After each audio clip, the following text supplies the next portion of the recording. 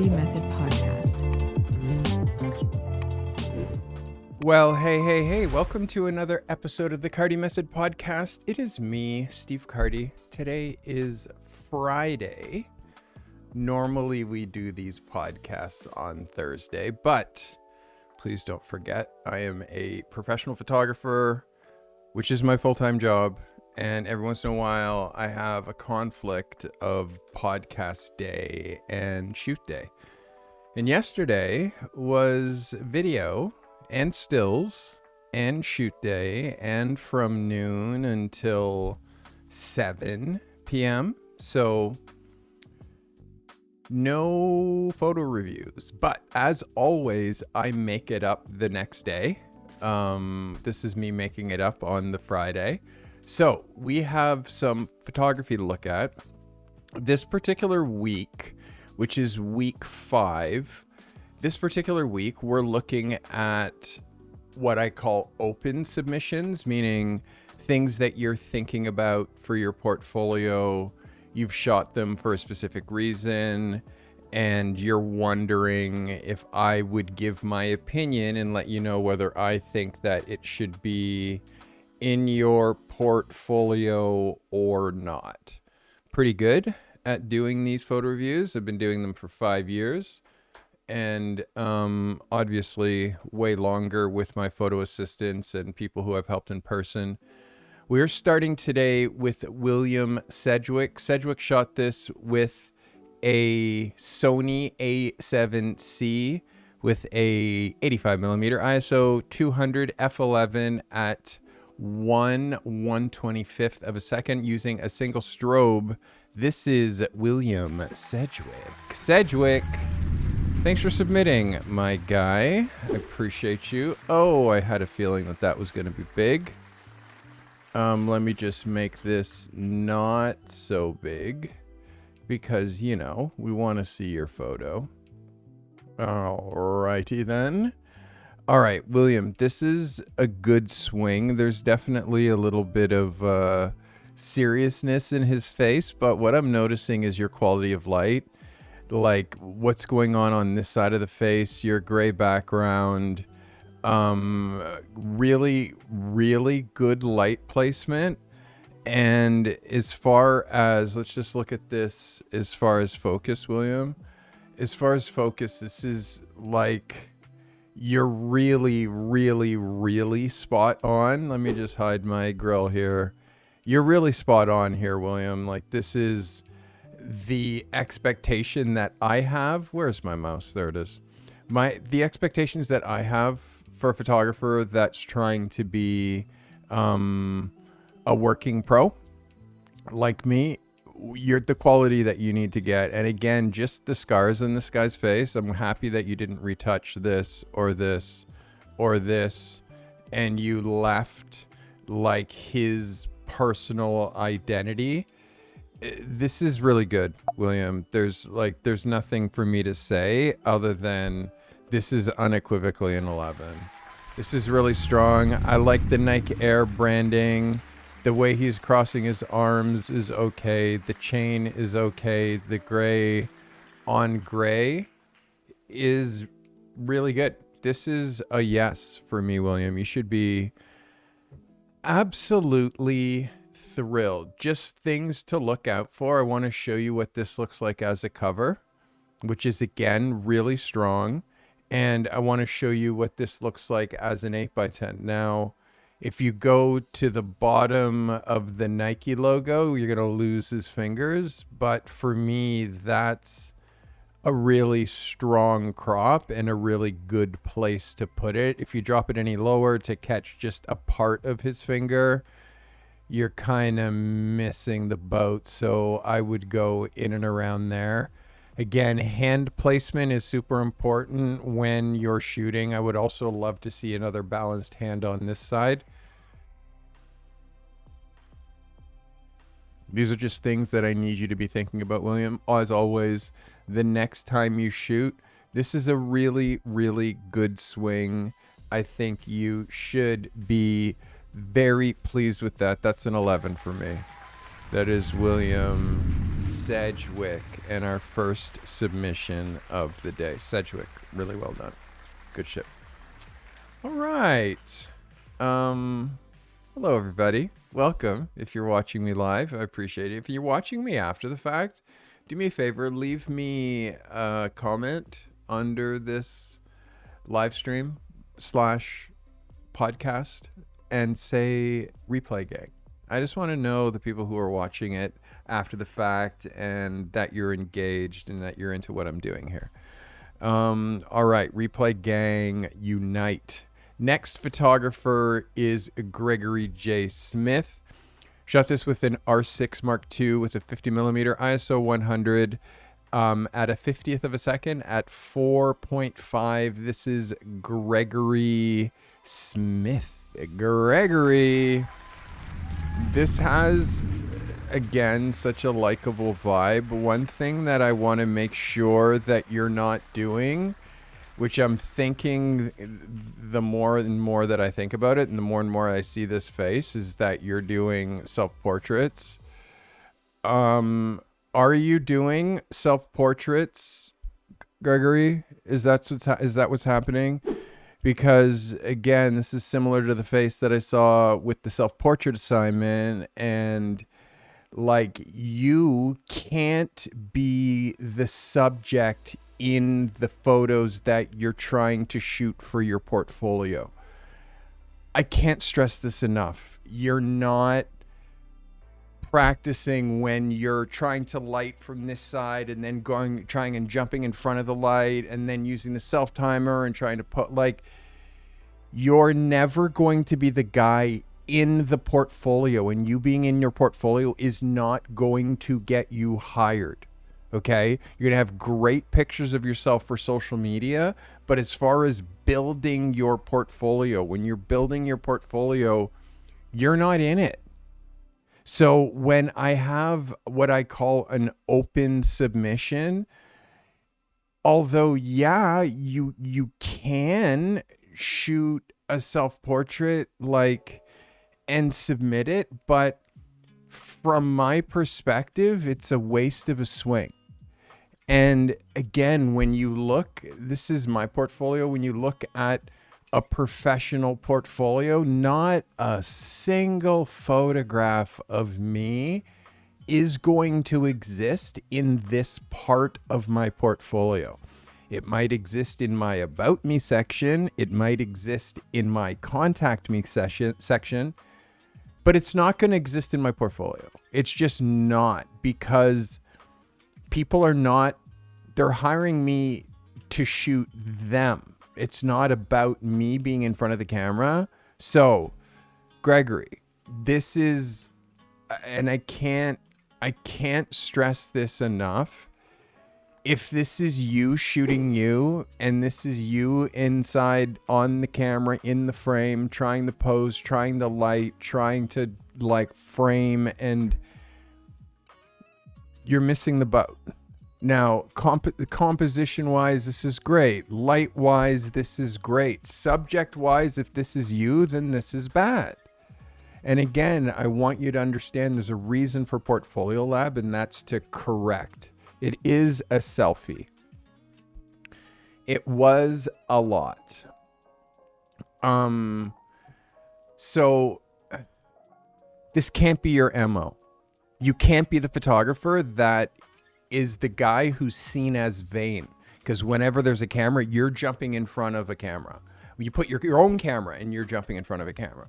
There's a need to shoot selfies specifically sometimes, but if you get an opportunity for an open submission and for me to look at your work, you're not in it because you're behind the camera. I hope that I'm making that like crystal clear. And now it's like marked. Okay, this is what you look like. The more I see you showing up in your own photos, the more, if this was a test for you, if you're saying this was a test for me, then why am I seeing it?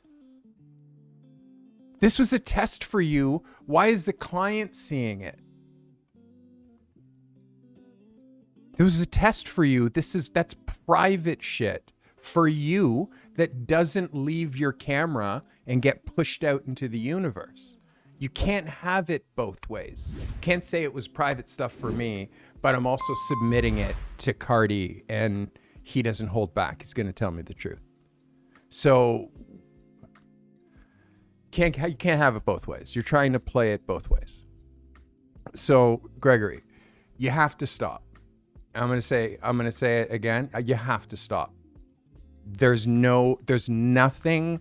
You're not helping yourself by putting yourself in front of the camera. What you're doing is you're being lazy, because it's harder to find a subject to shoot than it is for you to just pop off in front of your own camera. Way easier, bro. Way easier than it is to find a subject and build and not just find one, but find 20, 30, 40, 50 different people that you can photograph to build your portfolio. That is hard. Easy, you showing up and being the model. Now, easy now, hard later. Because the more you delay doing those interactions, the harder it's going to be for you to do it. So please no more selfies unless I specifically ask for them. Okay? Thank you for submitting. But honestly, like, you've heard me say this. Selfies are like, this isn't vanity. This isn't ego. You're not shooting photos to show how cool you look. You're shooting photos to get work. If you're doing tests, they don't leave the house. Simple. You don't even like selfies, but bro, you've sent me during the selfie assignment, you sent me one, and then during this one, you sent me one, and you might have sent me one even before. So you can't say you don't like shooting something that you continually shoot. Just don't do it. All right, that is Gregory Smith. Next up is Jason Headley. Jason shot this with a Sony A7 III with a 17-50 at 29 millimeter, f 5.6, a 20th of a second, at ISO 400. Jason, before I look at this, I'm worrying about camera shake. I'm worrying about your 17-50. Yeah, you'll hear how I talk about zooms. I know that you're new. Let's look at Jason Headley's work. Jason, thank you for submitting. So I need to understand what you shoot. Do you do interiors? If you shoot interiors, I definitely see this. Hard thing is that there's tons of photography that's not done by you on these walls, and it's very dominating, which takes away from this bar. It takes away from this space. And then when you're thinking about this as a double page spread, because you shot it horizontally, when you're looking at it as a double page spread, you see where the gutter between the magazine, where the pages go like this, that means that these two bar stools are going to be really squished together. You're going to see one start there and one start there. So it's going to kind of look like 3 bar stools. And this bar is going to be much narrower. It's going to be narrower by that distance. So when you're shooting a double page spread, or when you're shooting horizontal, you have to be very wary of what's in the center. And you have this light dead in the center. You have a bunch of photographs dead in the center. But you can see this line right here, which kind of makes a horizon. And then you can see that horizon continues down here.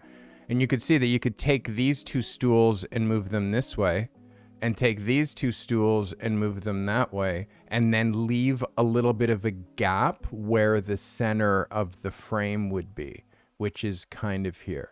So these are things that we have to think about. Again, I have to understand what kind of a photographer that you are, what it is that you're trying to shoot, whether you're taking pictures or making pictures. And again, if you're shooting interiors, it's tricky because I want you to look at all the reflections that are on all of these prints, which makes it difficult to see the prints, and it makes it, yeah, there's just a couple of things here that I need to understand a little bit more about who you are as a photographer, and including this little edge. I would like just try to end the frame there, but it's hard because you don't have the same space here as you have there. I would retouch that out. Again, I need to understand what kind of a photographer that you are, or what kind of photographer you're trying to be. And if you're shooting interiors, there's certain spaces that will work better in your portfolio than others.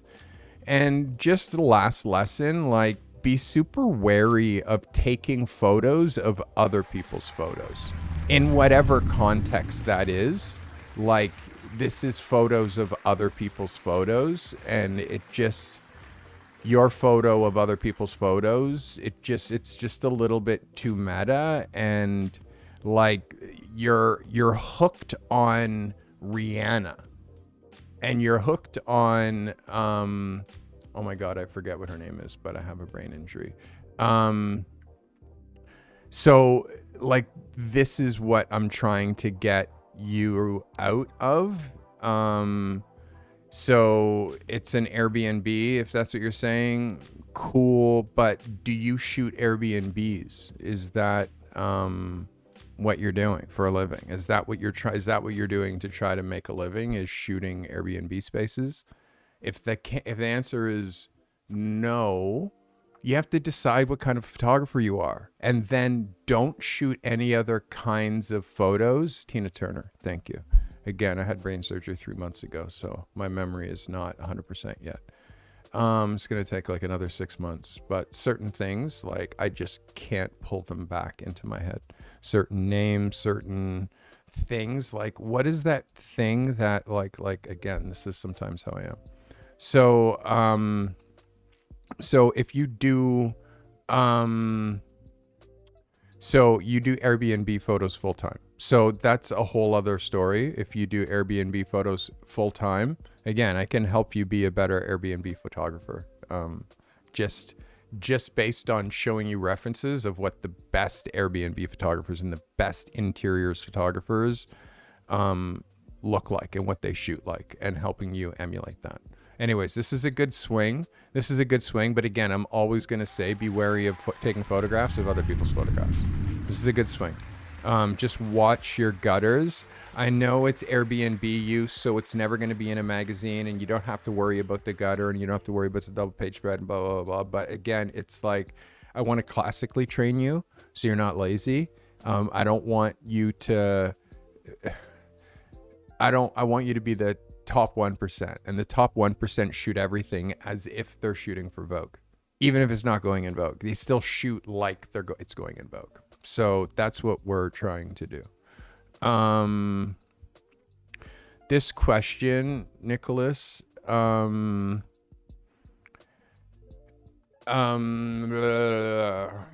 know this is not a portfolio question, so okay. But what do I think of clients who want to book you with a retainer per hour? There's no such thing as a per hour retainer. There's no such thing as shooting hourly. That is literally what plumbers do. They plumb toilets and they get an hourly rate. You're not a laborer. You're not a mechanic. You charge by the project. And if it's a retainer, the retainer is monthly. This is like ProLab, high-end question, but retainers are not done by the hour. You're totally being taken advantage of if that's the case. You don't do by the hour retainer. You do by the month retainer or by the year retainer. But you don't charge hourly. And I have so many videos on pricing, and this is why I get frustrated, Nicholas, because you're watching this podcast, you have me here live, and you're just like, I'm just going to ask a question. Frustrating thing is that I've answered that question on this channel 1,000 times. All you need to do is look at the content where I'm talking about pricing, because obviously per hour pricing, per project pricing, how much to price, retainer clients, all that stuff I'm going to be talking about specifically in that episode, and that only. But right now I'm doing photo reviews. So if you start a question with, I know this isn't a portfolio lab question, then say, probably not the right time to ask it. You see, because it kind of derails the show. Hope that answers your question. All right, we don't shoot by the hour. So if you're, yeah, I can't even, because it's just going to frustrate me. All right, this is Nakumba Booker Jr. Nakumba shooting with the Canon M50 with a 24-70 shot at 70. Nakumba, you're one of the only guys that hasn't upgraded the cameras yet. You got like people who've come in after you upgrading their camera bodies. I need you to upgrade this camera body. Like, you need it. You're getting so good, but now your photography is so much better than your camera body that your camera's now holding you back. So that's when holding you back means costing you money. And when you're trying to get like a $10,000 job, you can't have a $10,000 job and then pull out that camera body. You just don't if you have low-end gear, it demands low-end pricing. So if you want high-end pricing, you have to invest in higher-end gear. I say this quite often, but I've seen how your work is really improving, and it's hard because you're still shooting with the toy. That's from very many years ago. All right, this is shot at f4, 1/125th of a second at ISO 500 with continuous LED. You need to invest in equipment, strobes, and a new camera body. This is Nakumba Booker Jr. Nakumba. So this has a vibe. This has a good fashion vibe. Like, I do like the color, and I do appreciate the color. There's a little bit of oversaturation that's happening. I want you to look at like what my skin looks like, and then I want you to look at what this guy's skin looks like and how he's oversaturated.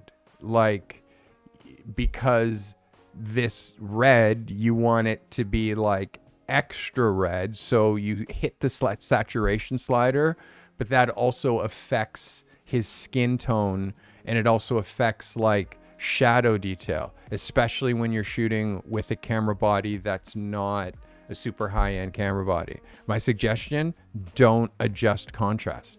Don't adjust saturation, because the look of an oversaturated photo is very dated. And if you look at Vogue now, and if you look at a black guy's skin, or if you look at a Nike ad and you look at a black guy's skin, it looks more like this, meaning just no saturation, no over process. It's just like me. You know what I mean? So this is how photography has to look right now, because the trend is not oversaturation. If you look at the photo here, this is an unbelievable scene. How contrasty it is and how red this is. Like, it just, our eyes don't see like that. So when you push saturation further than real life, it gets like, I would say, trendy, or like crutchy, or hooky. Like, I'm trying to hook you with how saturated this is, because beyond the saturation, what are you really looking at? Like, that's what it feels like, Nakumba. So your work doesn't need to do that, because it's strong enough without the over processing and the oversaturation. The next thing is where you chose to drop this line, where if this is some in-studio background and it's this big warehouse, like, you got to position this guy so this horizon doesn't go straight through his forehead. Like, I mean, through the top of his head. Like, shoot him in such a way that I don't see this at all, which means you need to move him back closer to the background or change your position. And then the fact that it's also on an angle looks sloppy. And then these like little Christmas lights without the Christmas lights being on is also like super distracting.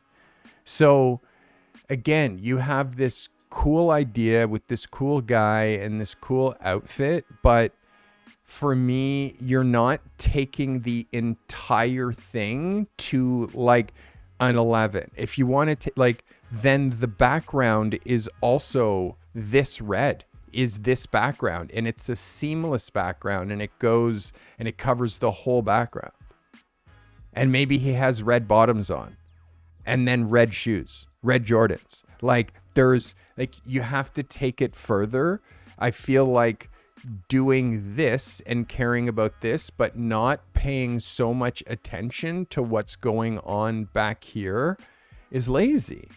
And again, I'm trying to help you become the top 1% of photographers out there. And for me, Nakumba, this is like okay, but the oversaturation and what's going on in the background is no bueno. So that's my 2 cents in a bag of chips. Thank you for submitting.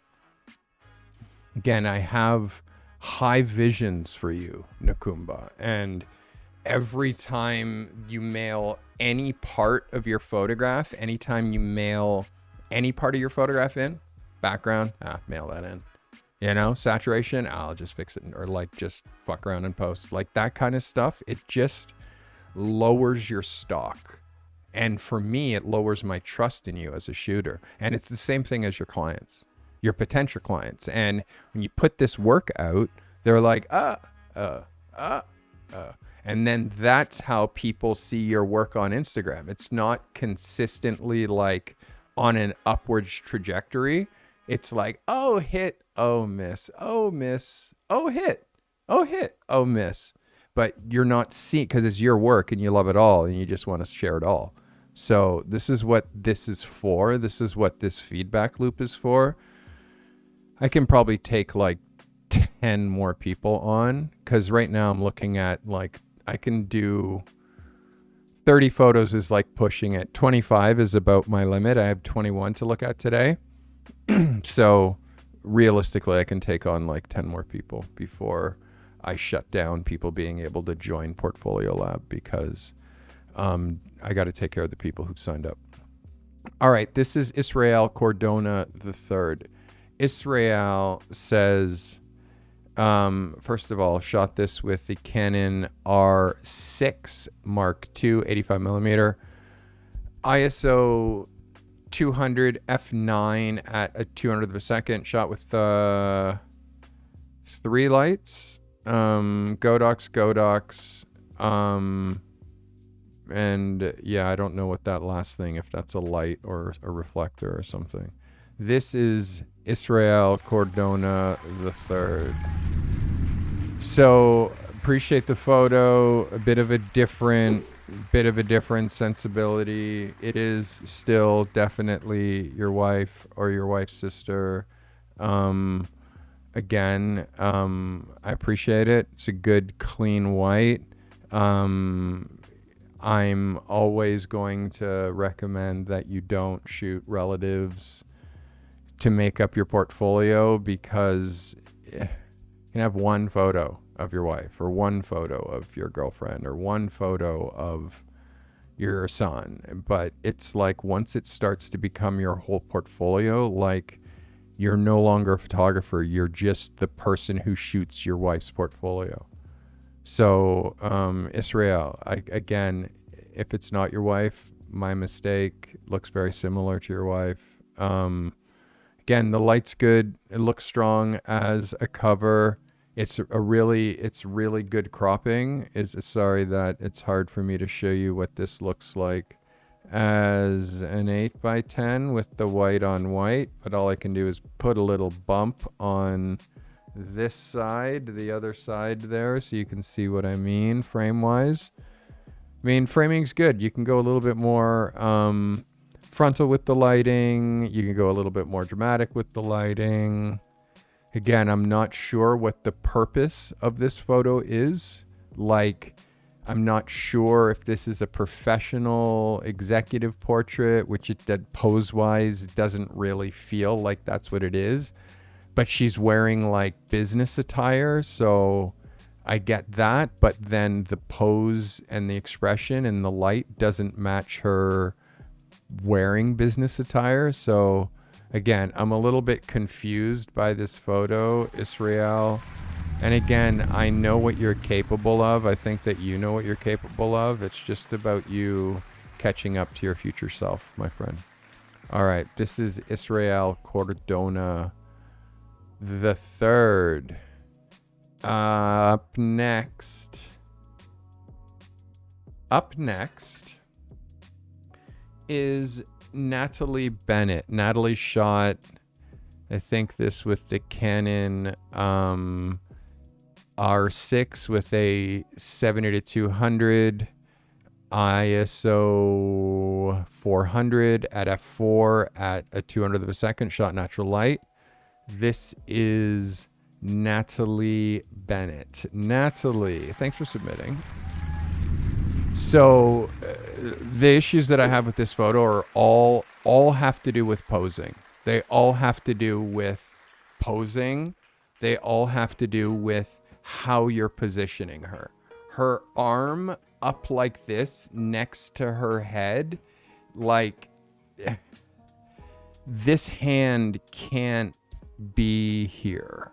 Like this doesn't work, and you're seeing 3 fingers, no thumb. Like it just makes this look odd. Head angle where you're shooting over her shoulder and she's looking at you that way. For me, it's like all pose, and then this makes it look like so boob central. Like now I'm like kind of just putting my titties out, and for me it's lowbrow. And like as a female photographer, like how you become the top is by looking at what other photographers are doing. I think it's Emily, Sarah Emily. Here we go. So let's just have a look at this photographer, Sarah Emily. Again, female photographer. And I want you to notice, number one, fashion, not just an outfit that they're putting on, but fashion. And I want you to look at body language and poses. And like only when you're looking at working photographers and how working photographers shoot, what working photographers' portfolios look like, then you get ideas as far as like how maybe you should pose and how maybe you should, because when you're doing your own ideas, sadly, it's like you end up like you just miss the boat, and looking at where the boat could go if it's the right location and the right girl and the right idea. So again, it's like this is a time where there's more people who want to be photographers, but those same people don't know photographers.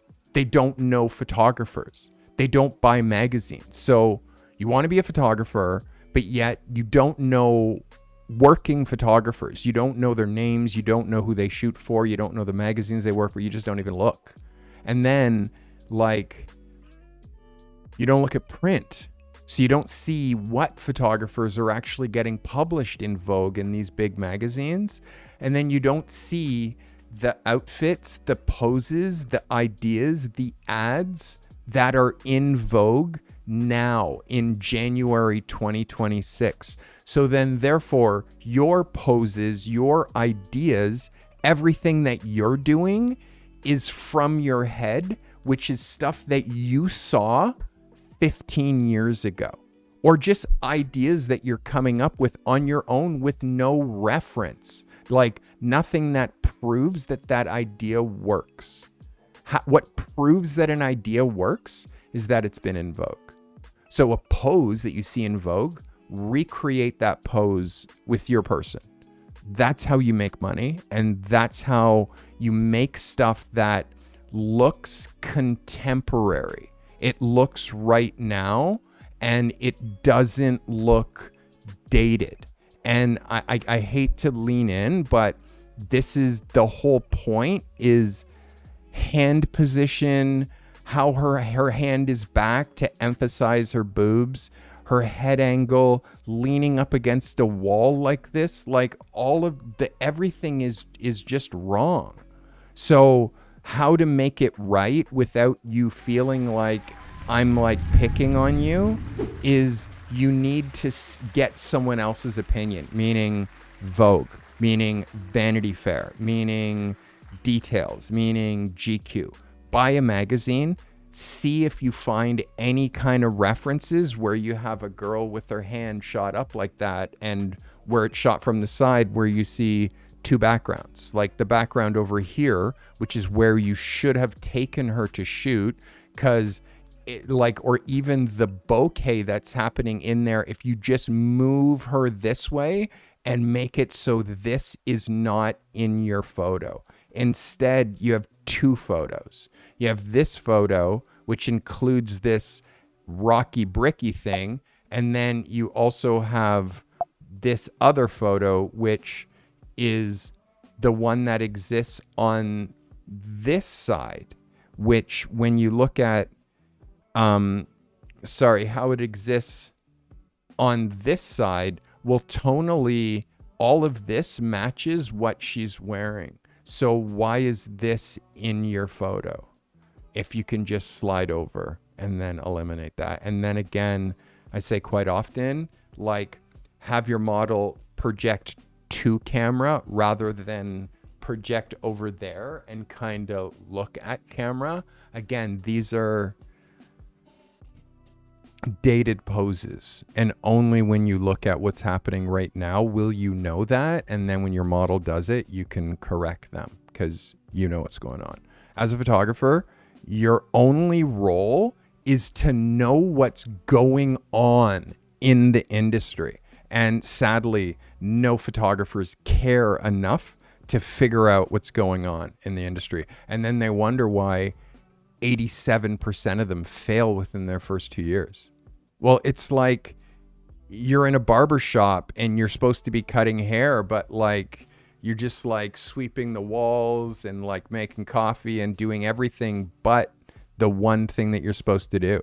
Like, if you want to be an F1 driver, I bet you know every single person who's won the F1 championship, and you've studied races, and literally from the point that you were a kid, you were driving kart and doing like you have to be obsessed about this thing called photography if you want to be a professional photographer. And I don't think enough people give a shit enough about photography to open a magazine. Magazines, by the way, print, ads, that's the highest frequency of photography. Literally, something that's printed on a billboard, like, study that. Because that photographer got to the level where their work is on a billboard in Times Square.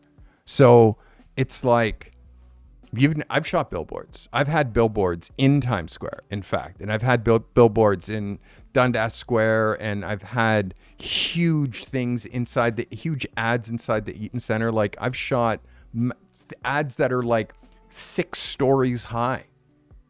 So like, there is a method to my madness when I'm talking about this, and you can see I'm super passionate about it. I think this is a miss on pose. Good skin tone, Good skin tone, but for me, it's just you're hitting her face at such an angle. Like she's looking this way, you're hitting her face at such an angle that her face ends up looking super distorted. It just makes her face look distorted and likely not what her face looks like in real life because you're shooting her at such a strange angle. I hope that helps you. I'm expecting better next week, Miss Natalie Bennett. Thanks for submitting. All right. As you'll notice, I don't really screw around when it comes to people who I'm coaching. People who I'm coaching, like those are who I take to the top 1%. Like just to give you like a quick like rundown on photographers that I've coached. This guy, Corey Vanderplu, he came to me when he was 19 years old. He had just finished film school and he said that he wanted to be a fashion photographer. And I let him be my assistant for 2 years. And then he's like, it's the weekend. He really started killing it. And then we started an agency called Herman and Audrey, and I represented Corey and myself and a couple of my other past assistants. And Corey moved to New York and became Platon's assistant. And now Corey is in the Netflix doc on Platon and has traveled to the Congo. Corey shoots all of Platon's video content. This is people who listen to me and what their portfolios look like. People who have been my assistant and in person, so they get a very unfiltered view on the work that they're doing. But Corey Vanderplu is just one. There is Jesse Milnes. Jesse wanted to be a portrait photographer. Jesse assisted me for 2 years. Jesse shoots amazing portraits. His client base is very much like the same kind of people that I shoot. He shoots in a bit of a different style, but you can see I taught Jesse how to be an editorial photographer, and he shoots for magazines, and lots of them. He shoots celebrities, lots of them. So there is a method to my madness and the specificities and the things that I notice. Here's another guy, Wade Hudson. Wade came to me when he was 17 years old. This was the best young photographer I had ever seen. This guy was out of control, Jamaican born. And with like a bad camera and a broken 50 millimeter lens, he was shooting portraits in Jamaica that would like bring tears to your eyes. And again, Wade wanted to be a fashion photographer. Wade assisted me for 2 years. And you can see Wade's photography, and clearly he works. He's been a photographer for 20 years now. So again, I'll say there's a method to my madness. I put photographers on, but it starts from all of these photographers. I was showing them Helmut Newton and Richard Avedon and Josef Karsh and talking to them about light and visual signature and sensibility. And it's like, none of these photographers look like me. None of them shoot like me. They all shoot like them. So there's a method in my madness, but you can't be lazy. Like when I show you the portfolios of people who are, you're just like, oh my God. It's like, yeah, they never stop. And also they love photography enough to be in the magazine store looking at magazines and buying photography books and studying the masters. Like the photographers who don't do that end up not having an easy time coming up with original, cool ideas. They have a hard time coming up with original style or swag. Like they have a hard time because they don't see it. They're not looking for, like, they're not looking at magazine editorial. Therefore, it's like their stuff is boring and has no relevance. So, I don't know, man. I'm a psycho when it comes to this stuff, and I'm so serious about it. Look at my portfolio. You want to see how much of a psycho I am. And I'm 55 years old, and I've been doing this since I was 14. So plus 2 photography schools, the best photography professors, 4 coaches. Like, I don't mess around. All right. This is Jim Sinichi.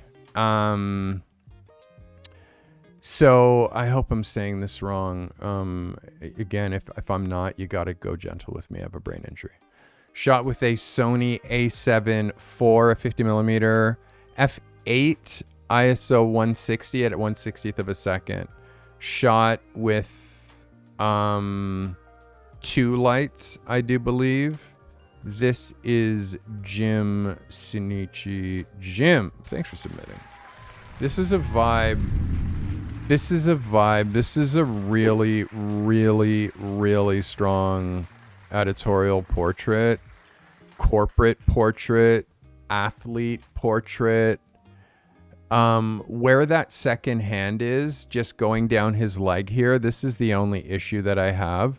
This side is so balanced. This side should also be in his pocket, because the fact that like it goes down his leg, now that I've told you that, you'll not be able to unlook at how, if you now cut this photo in half and look at it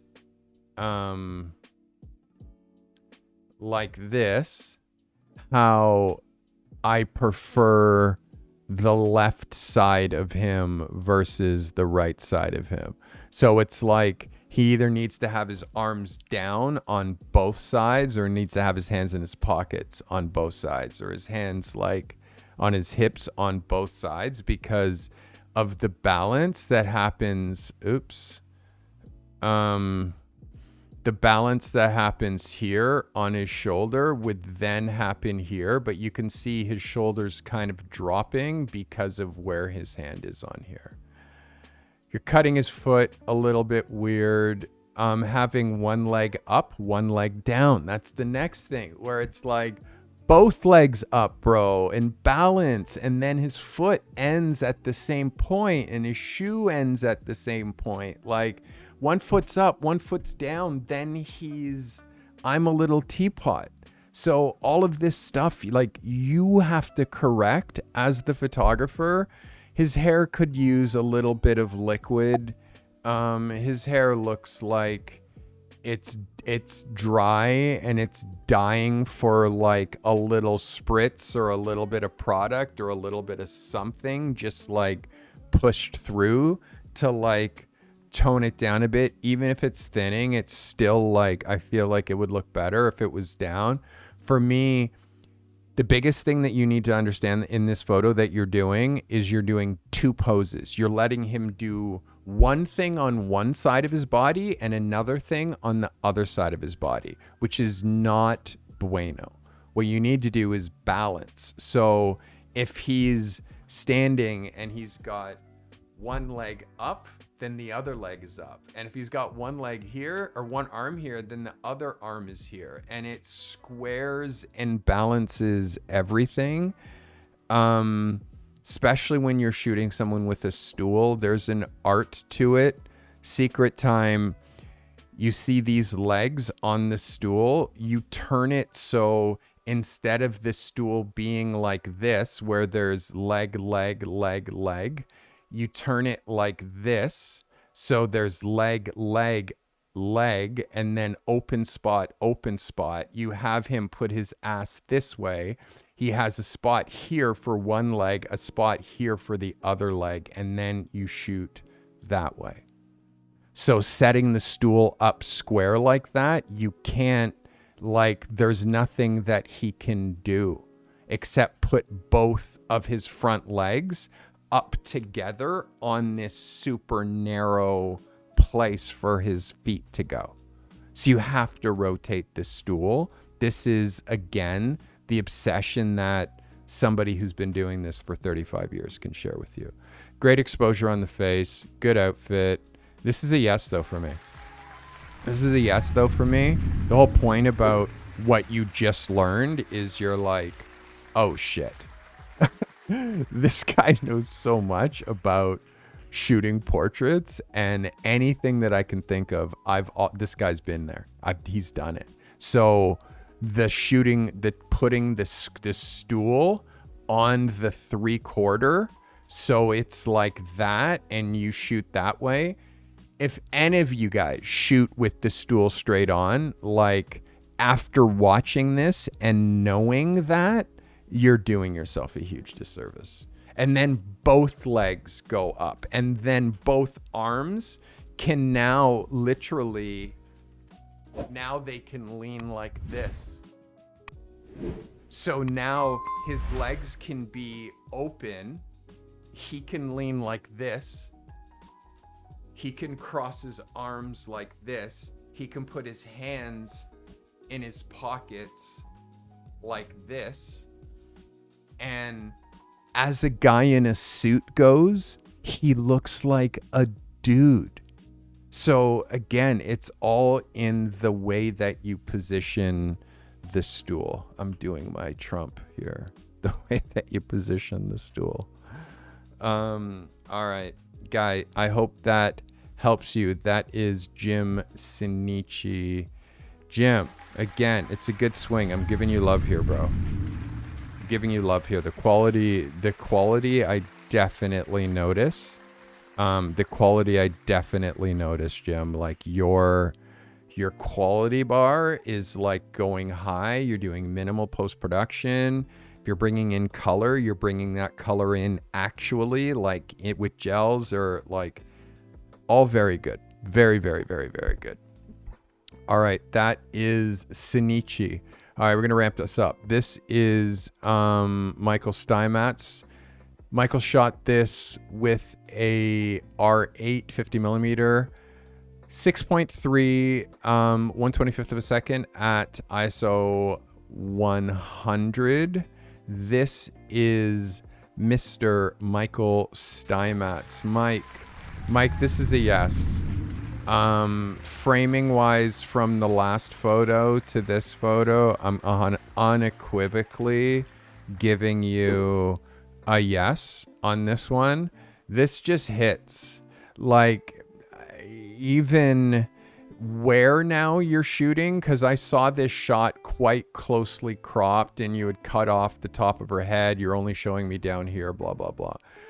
The color, the like cold color balance in the shadows and the warm color balance here, seeing a good perspective that she's a pregnant lady, but using this to cover her parts in labor is really good. This is really strong, Mike. It's, again, I'm noticing that you're shifting your niche, which is allowed. You're allowed to shoot whatever it is that you want. The thing that I'm proud of is how you're really embracing shooting people and finding subjects to shoot. And I know this is the same subject as last time, but you got something here. Let's just have a look at this close so we can look a little bit at post-production.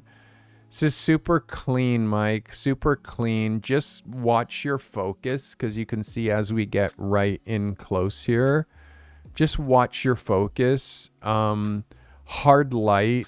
Just watch her head angle. I would bias her face just a little bit more this way, just so that nose shadow like comes down here a little bit more, and we get a little bit more modeling in here. But overall, this is a yes, Mike. This is a yes for me. I like you shooting this new stuff. I do. I like it a lot. This is a yes. This is a good editorial frame. Just to show you how this works as an 8x10, it works quite well. And again, showing you what this looks like as a cover, which, again, Mike, yes, this is Michael Steinmetz with an 11. Well played, Mike. Well played, Mike. Well played. If If you're ready to stop guessing and actually grow your photography business, these are the 3 tools that I wish that I had earlier. They're simple, they're powerful, and they're made for photographers that are ready to get serious. Tool number 1, my cold outreach master pack. 18 proven email templates and a step-by-step guide to help you get new clients fast. If you've ever stared at a blank screen not knowing what to say, this fixes that. Tool number 2, my professional photographer's habit tracker. Good gear doesn't build success. Good habits do. My daily habit tracker keeps you focused, accountable, and moving forward every day. And tool 3, the ultimate photographer's call sheet. Shoots get chaotic fast. This call sheet organizes your client info, your gear checklist, and shot list so you show up confident and prepared. You can grab all 3 right now at thecartymethod.com/tools. They're built from real-world experience, and they're ready to help you grow today. I hope you're ready to grow. This is what this whole thing is about, is making your brain bigger, making your photography brain bigger from a guy who is really a bit of a crazy person when it comes to this stuff. Like, I don't know if there's anybody who's more obsessed about photography than I am. And I hope that you see that. I've been obsessed about photography for like 45 years. So yeah, it's been a minute. All right, let's have a look at Les Henri. Eddie, shot with a Sony A99 Mark II with a 16 millimeter, f 3.5 ISO 200 at a 30th of a second. This is Les Eddie. Les, thanks for submitting. Okay, I see the novelty of these, like, boxing. I had this when I was a kid, but again, the portfolio value of this item and the super wide angle, the using the TV monitor to make it look like you're in this scene, like all of, and again, the oversaturation, you're still oversaturating, which is like, I want you to look at what your work looks like when you oversaturate the way that you're doing this, Les.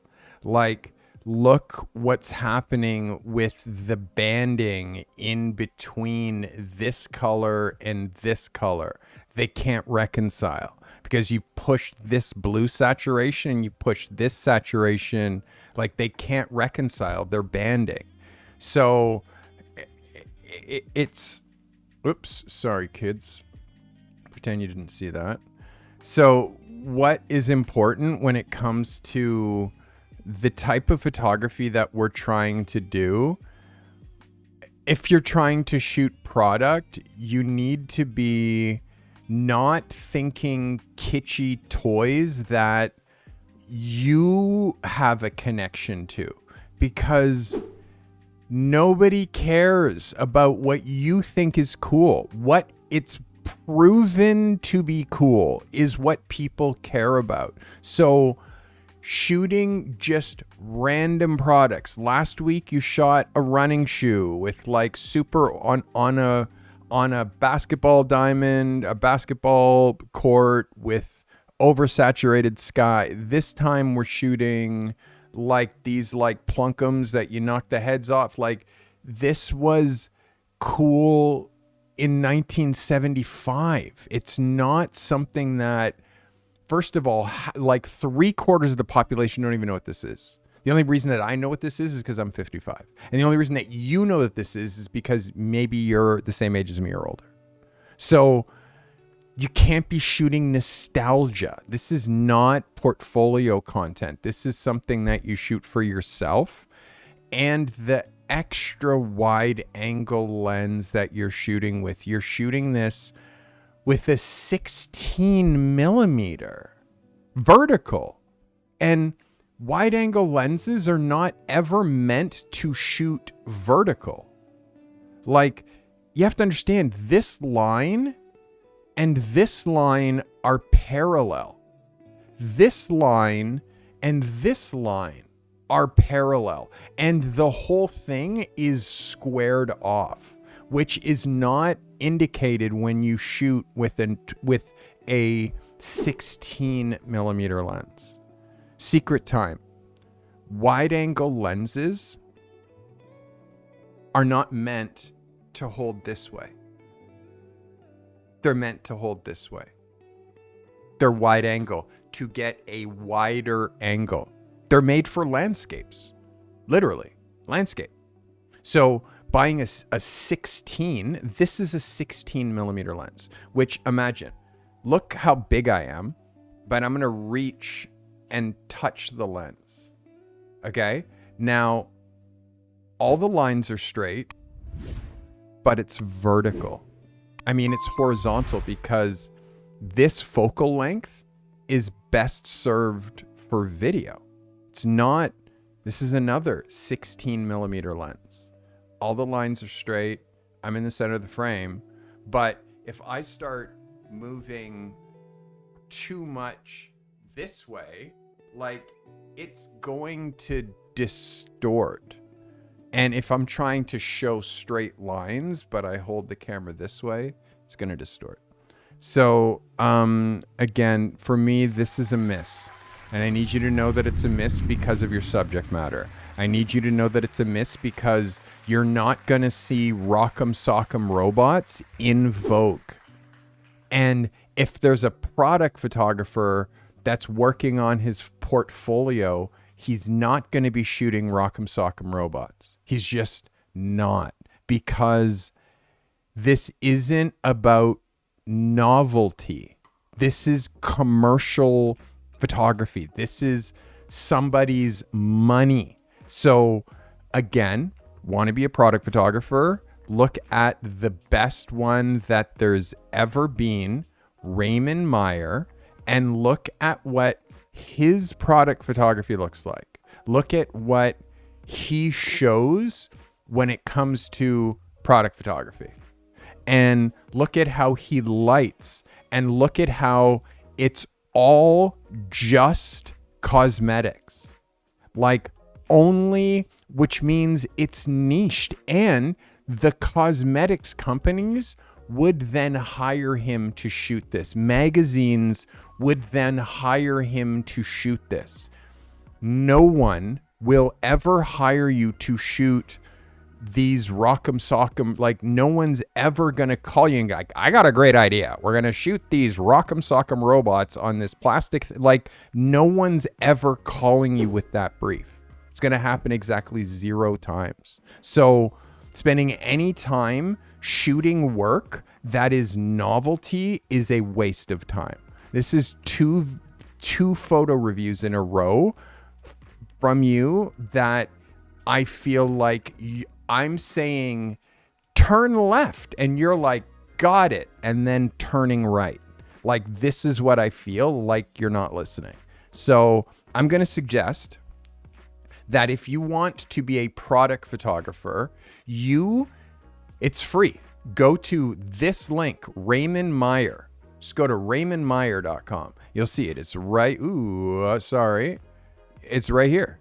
This guy's name right here. Search this guy. Go to his website and then look at the way that he shoots products. Okay. And then do that. Look at the ideas and the way that it's not. And also notice his oversaturation. You notice how much he's oversaturating everything? No, he's not doing that at all. Yeah, but there's pink here. I bet we could make that more pink. It's not something that photographers or magazines have wanted for 20 plus years. So if you're doing it, then you're just doing your own thing. And again, I can't help people who just want to do their own thing. I just can't. And again, continue with it, but I promise you failure. So if you're not looking at this level of photography, which is preposterous, coming from a guy who is like in his 60s that's shooting this level of super profound work. Profound. Okay? Again, if you're not looking at light and saturation and idea, if you're not looking at this, then your ideas are just your ideas, and I promise you, they're whack. I hate to be so dry, but I promise you, they're whack. And you're not going to get money. You're not going to make a nickel with whack ideas. So if you don't look at some photographers that are doing some dope ideas, if you don't do that, then you're just going to continue making subpar work that no one wants to look at. And again, I hate to be so dry, but you need to know this doesn't cut it. This is not what we're doing here. We're not shooting toys and calling ourselves product photographers. This is not what we're doing.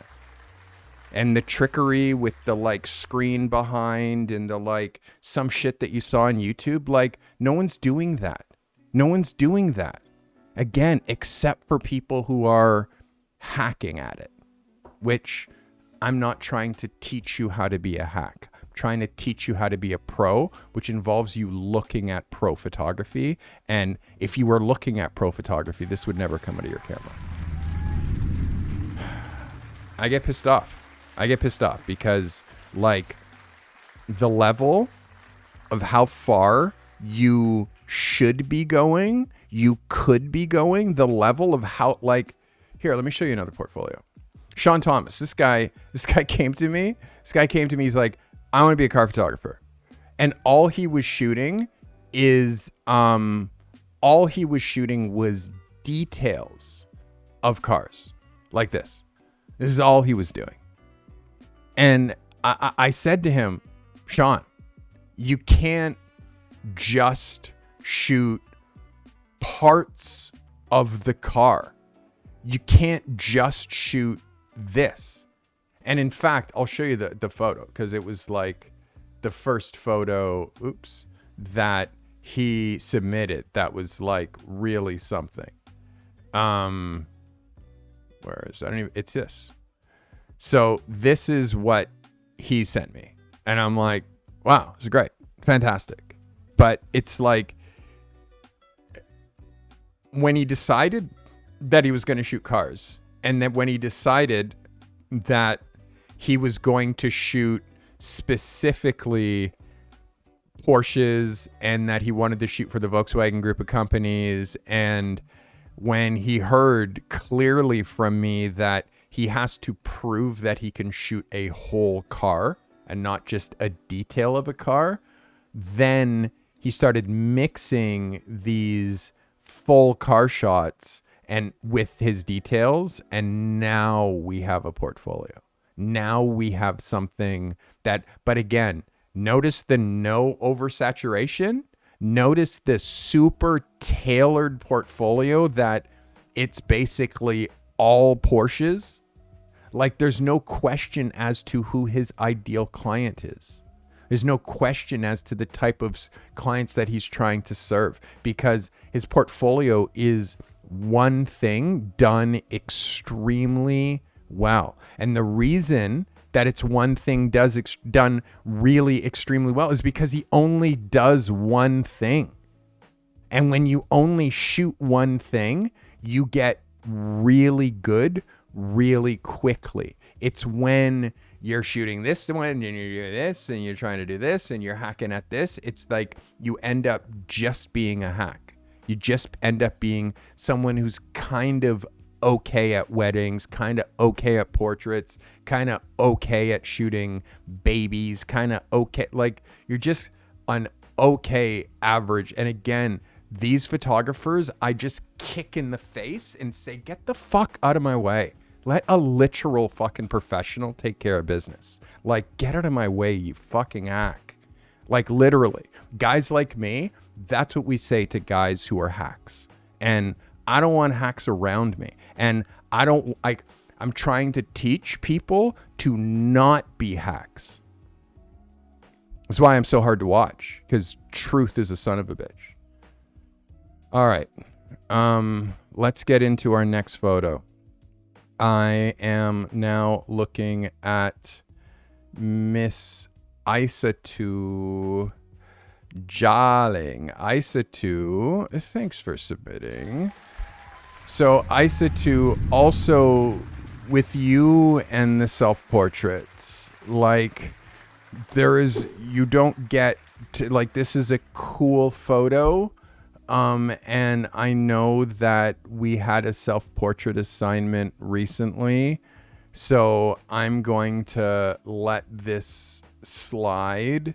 But again, it is not about how cute you are. It is not about how stylish and swaggy you are. Like, it's not what we're selling. Like, I like this idea. I like this photo, but I'd way rather see you paying attention to someone else that you're making look amazing, not the light on you. For me, again, it screams ego, and I want it to not scream ego. I want it to scream, I'm here to serve you. You're not here to serve me. Which means the whole queen vibe that you're putting out, it's like, no, put someone else in the frame and make them the queen. And you're part of like making them have that transformation. When it's on you, it just has a certain feeling. Again, it's cool. The light stands, you can see this one is like super close to this side. This one is not so close. This one is also crooked. You can see the top of the background, which would be so easy for you to just raise your tripod or back up or frame your tripod so like you're not seeing this, or raise the light higher. These are small things that we can use to make our photography better. This is showing you what it as a cover would look like. This is showing you what this would look like as an 8x10. And again, I would cut it there so we're not seeing that gap between the top and the other. Again, I know that you might have missed the self-portrait assignment. I do appreciate this as a self-portrait, but again, like, I want to, and again, I don't want you to take this personally, but you don't know what you look like to other people. It's like, we can't know what we look like to other people. We don't get that perspective. I can just give you my perspective on this. You're selling yourself as a photographer, which is somebody who brings value to other people. Okay? You bring value to other people, but it doesn't look to me like other people are your priority. It looks like you're your priority. So other people are like something that's in the way of you needing to make money in order for you to continue to serve yourself. And I know that that's not the case, but hiding behind the but I'm an artist kind of moniker, it's like, but you still need to be liked. You still need to be liked. And likability, whether you're Banksy or whether you're like a famous photographer like Joseph Karsh, or like whether you're Basquiat, like, it's still about likability. And likability comes from humbleness. And humbleness comes from a lack of vanity. And like that, and again, if you're going to train the camera on yourself, there has to be a sensibility that is not like, I'm so fly. It has to be a little bit playful, a little bit understated, a little bit like, I'm not trying to show you that I'm cooler than you. And that is kind of, this has a little bit of like, I'm cooler than you kind of vibe. And again, I just think that it's not needed. I think that I need to see you in the act of making photos, because seeing you pose in front of the camera is misleading, and it continually makes me feel like you're a model, or you see yourself as a model more so than you see yourself as a photographer or as someone who brings value to other people. It seems more like it's about you. And again, I just want to show you like the subtle difference of like our social media, the subtle difference of our social media that we can do that will I mean, this is not the right post. Sorry, I was looking for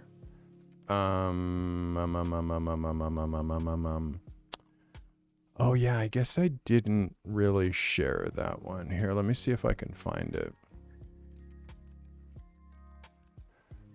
Yeah, it's definitely yeah, that's tricky. It's tricky because it's definitely not those. So I can go back a bit further and show it to you like this. I can go back a little bit further and show it to you like this.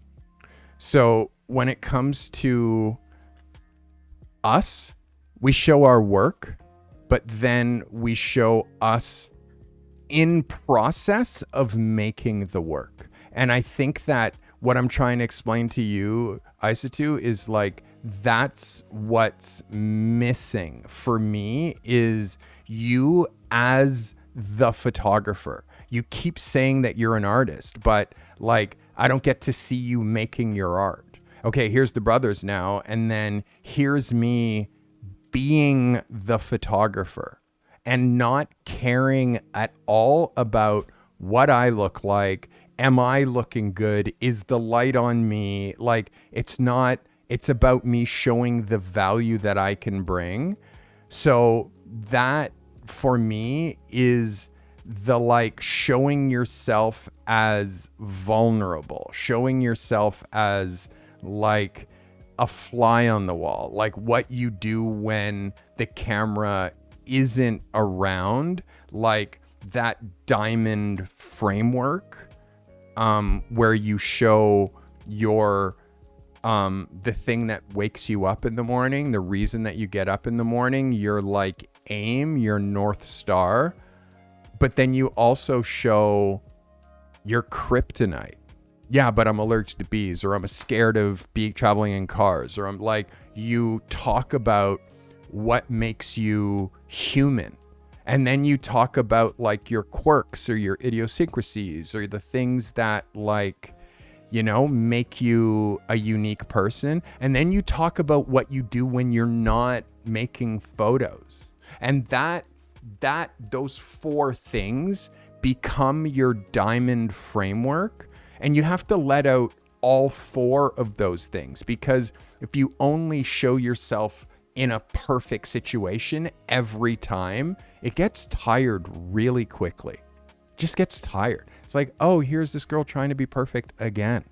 Like, it's just from an outside perspective, it's just tired.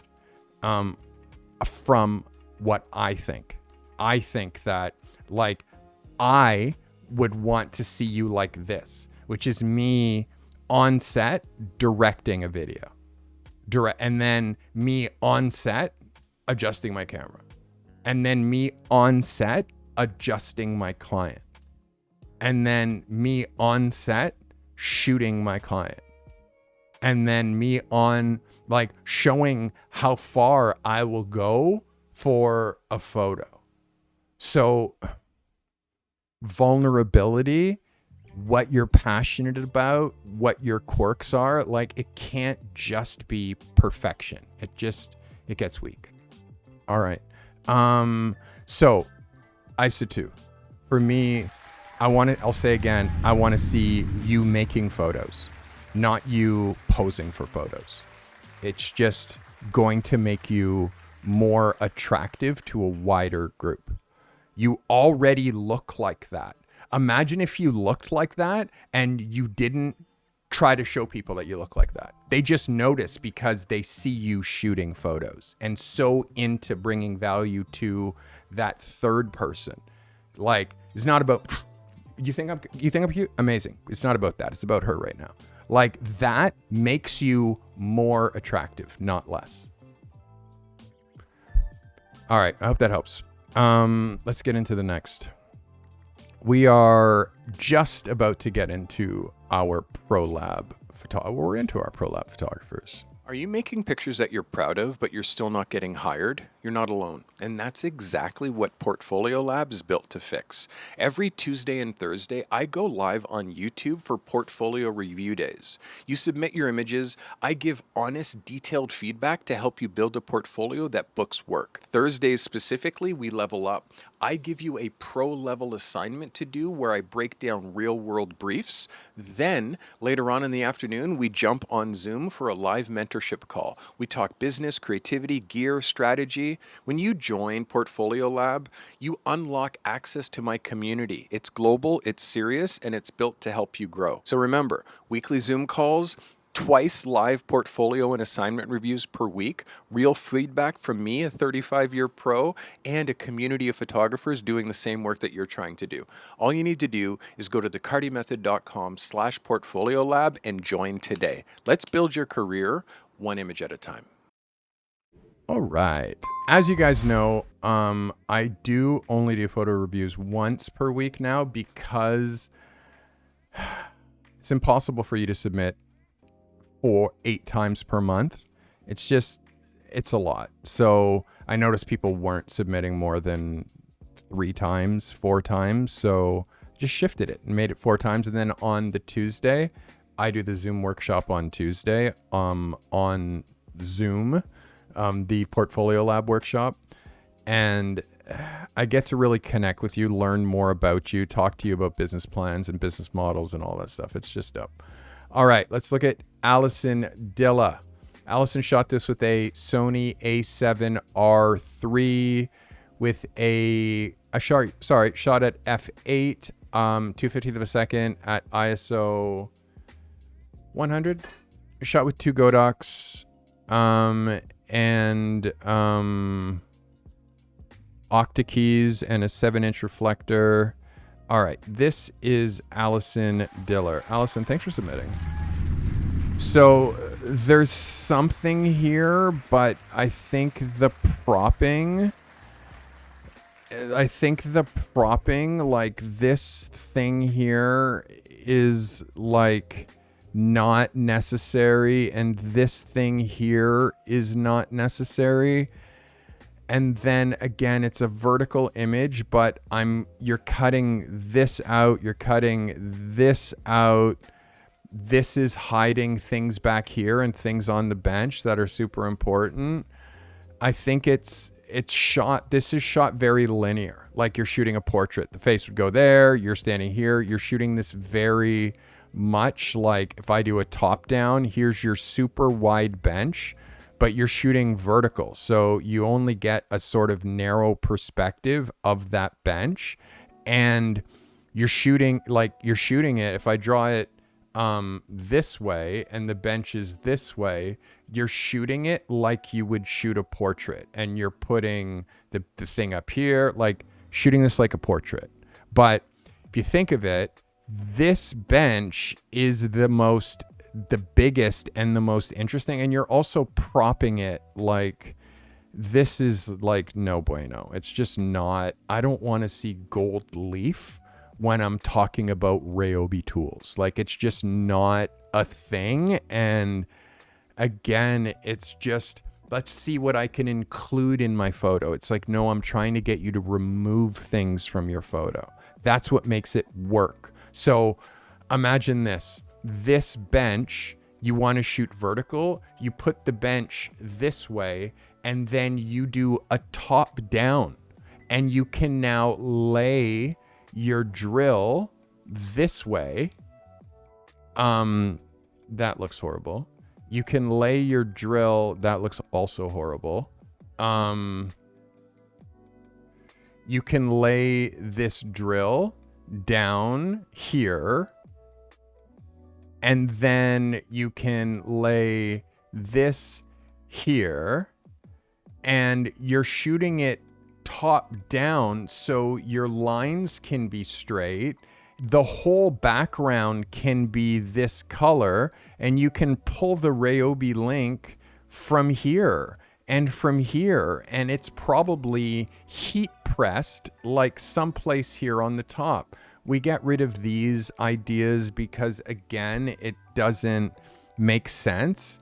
But this jet black background, which then just cuts the picture in half, and where you're cutting it is directly at 50%, which where you're dropping your horizon line is just, it's not it. You need to flip your whole perspective and go top down and shoot vertical against this, and like reframe your thinking, because you're approaching product photography like you would shoot a portrait, which is just lay it. I'm going to like, no, you need to change your perspective and aim down and hide the horizon, in fact. And if you're shooting something that's this way, you can't shoot it this way. Do you know what I mean? Because you're cutting out the whole thing that you're shooting. So perspective is what makes product photography special. And again, the photo of the year that you won last year was top down, right? So the things that are working, you have to recreate them, not do it once and not do it again. So for me, Allison, this is a miss. You need to shoot this top down. And don't prop like your tool photography with like, hey, this is what I could be doing with this tool. Like that is just like a tool guy looks at that and is just like, wow, did like my wife set up this shot? Like that's what they're thinking, because you're trying to make this photo do too many things. So this is just, don't do that stuff again. This is like no bueno. Yeah, I want to see this reshot just with my suggestion, a top down, and you need to remove the concept of like, this is the base and this is the background, and like you're shooting it like a portrait. You can't think that way when you're shooting product photography. You have to bend the rules and you have to bend the perspective. And the first thing that you have to do is not look at something the way that everyone else would see it. You have to see it how a photographer would see it, which is looking at it from different angles. And top down, secret time, it's gonna be the best one. So you're gonna have to do it more than once. And when you find yourself in this situation where I hope that you were feeling in this photo when you were trying to make it, like, something's not really working, something's really not, it's like, it's the perspective. So you have to be okay with shooting this idea for an hour and then completely abandoning it because it doesn't work. Okay, I hope that helps. This is Allison Diller.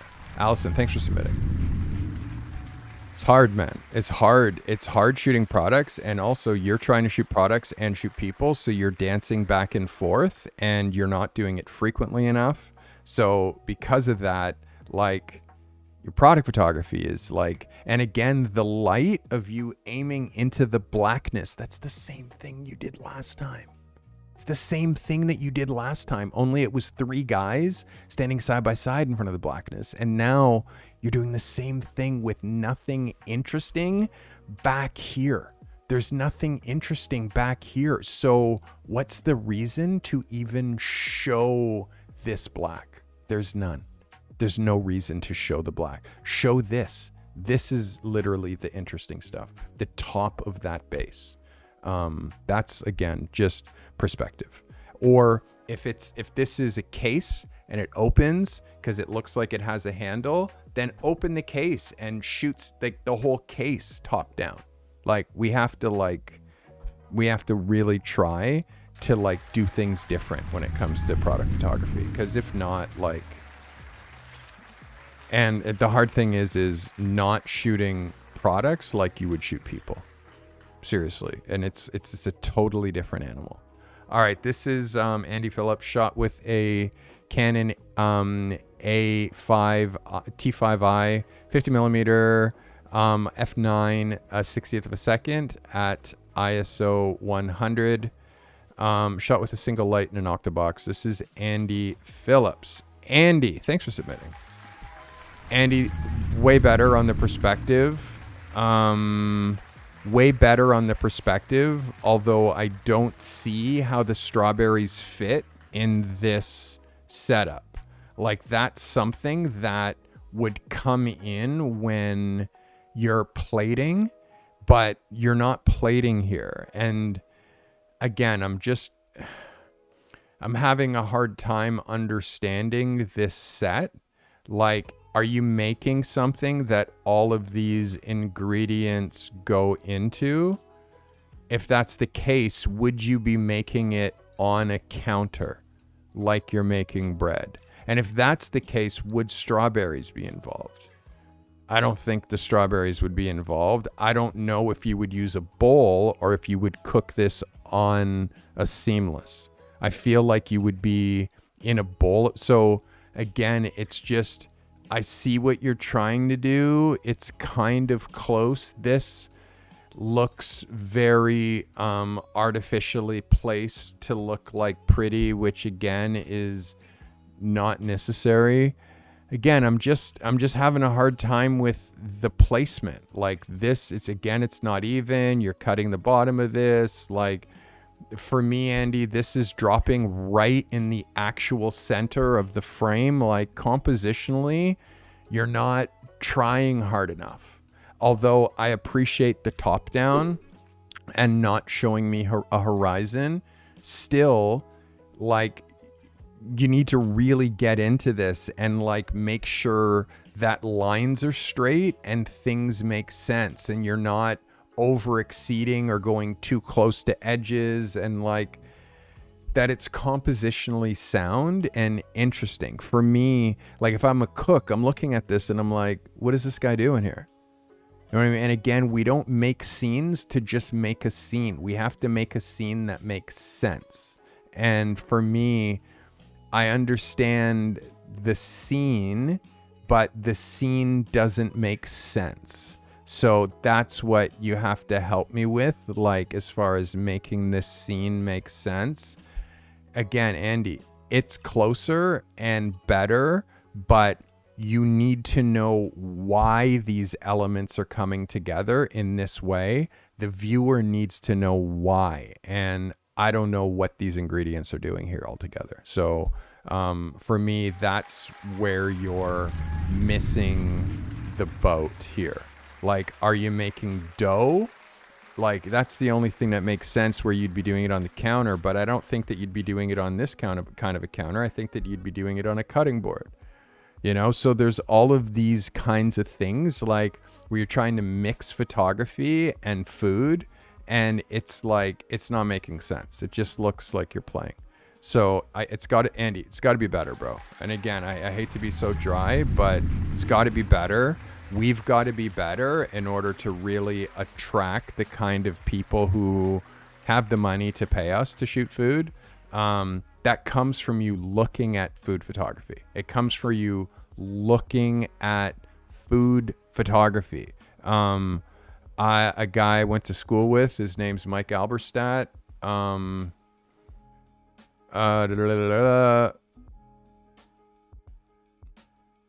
And Mike is a guy who shoots food.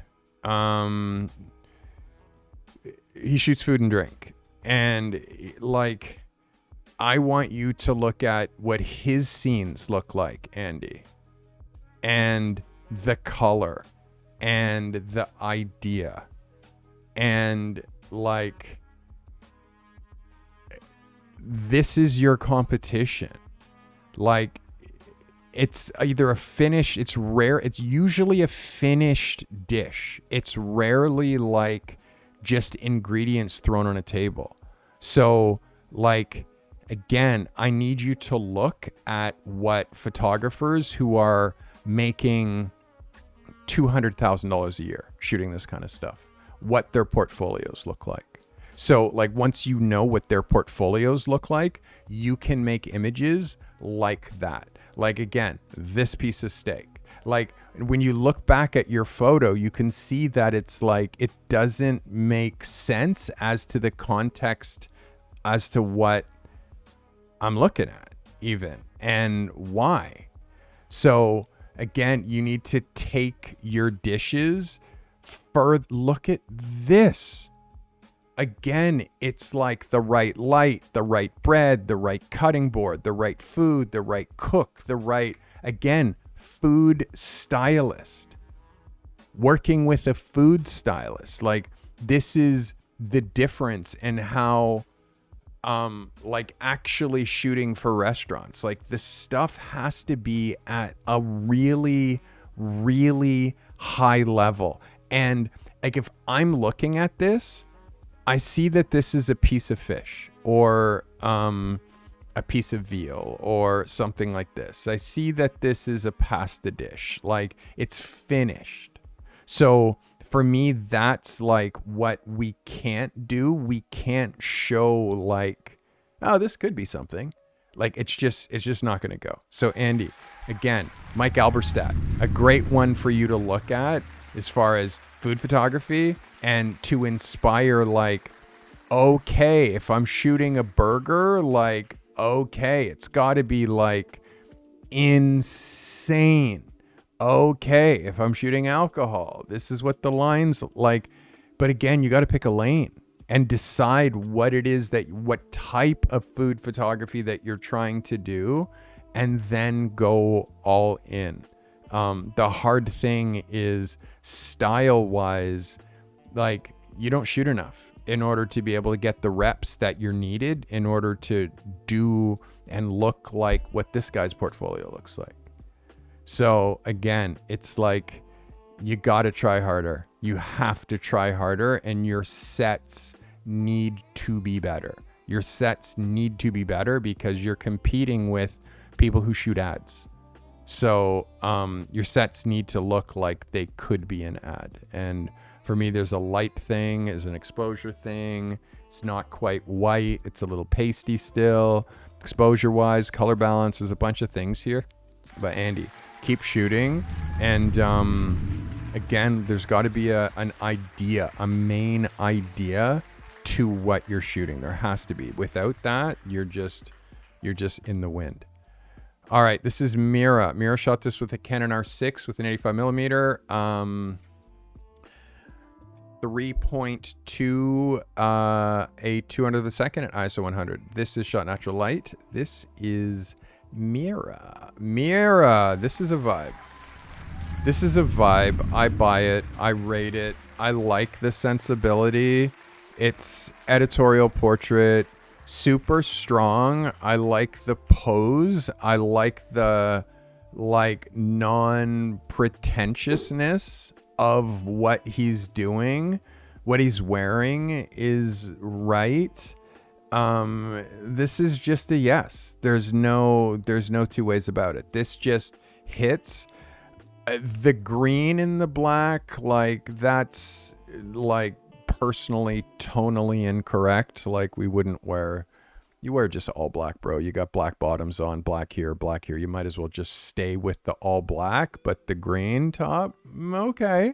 Again, it's just like a personal thing, but the black top is the one thing for me that would just take it, like, make it a little bit more monochromatic.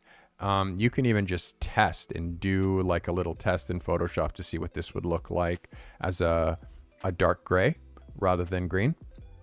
But overall, Mira, this is a yes. Yes. Yes, yes, yes, yes, yes, yes, yes. It hits hard. And it's believable. Really, I want you to watch your focus. For me, your focus, it's more camera shake. Let's just look. I think you said you're shooting with an 85. Shooting with an 85. You're shooting 3.2. Yeah, I mean, you just have to really make sure when you're squeezing the shutter that you're not, because for me, this isn't out of focus as much as it's effects from 3.2. Again, it's just a little bit here in the eyes. I would really like just a little bit sharper in the eyes here. For me, I'd shoot this at f4. Give yourself just a little bit more f.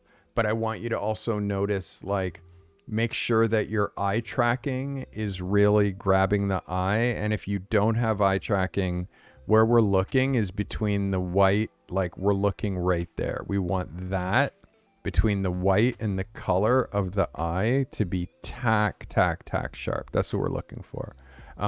This is a good swing. I think that this, for me, is a yes. This is a yes for me, Mira. This is an 11 for me. That is Mira, or Myra. Mira. All right. Well done, Mira. All right. I'm getting hot. Whew. Talk amongst yourselves while I take this video.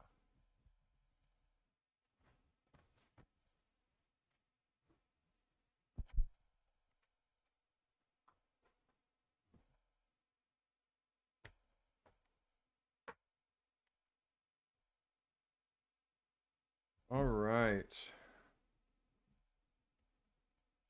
You seeing this?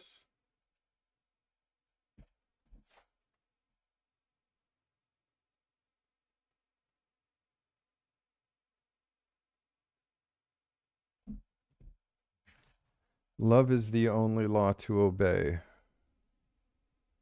Don't listen to what they say. All right. Let us get back into it. Where are we?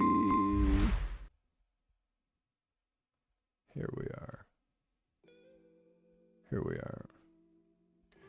All right. I hope that inspires. Let's get into, that is Mira. Let's get into Levi. Levi shot this with a Sony A6600. And Levi, you're too good. You're going to have to do an upgrade too. With the 35 millimeter.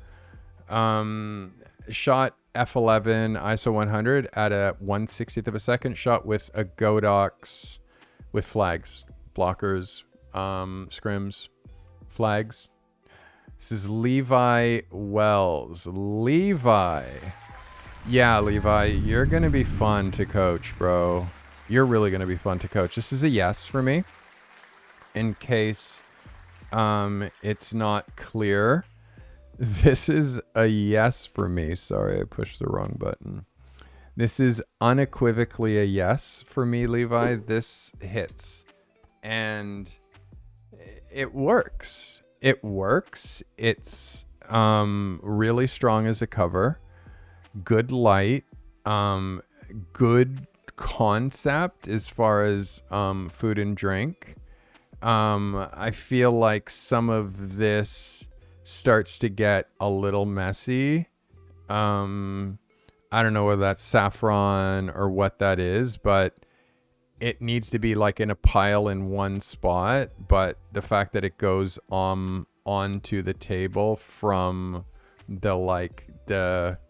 this board, which is obviously like some sort of clay, or it looks like it's what's that stuff called? Granite. It looks like it's granite. So again, it's like, I think that should stay on the board and shouldn't come down to the ground. You can see the different ways that this would crop to 8x10. I would just take this right to the bottom because we have lots of headspace with this photo. I'm into it.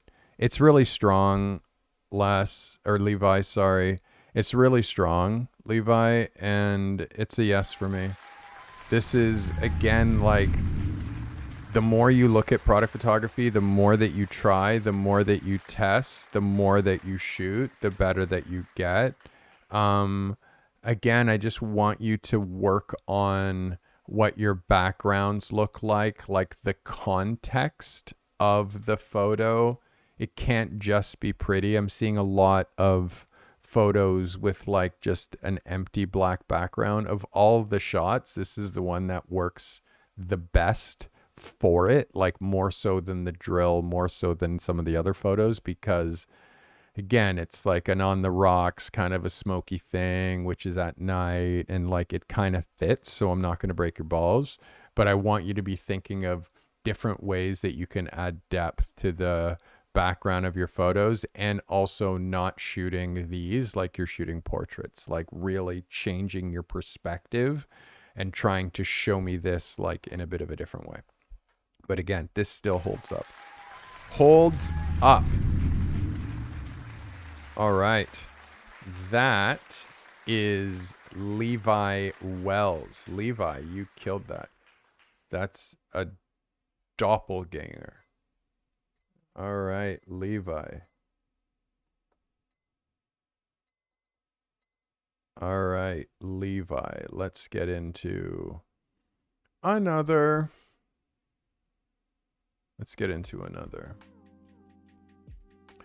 All right, Levi. We're down into our last, I don't know, 6 or so.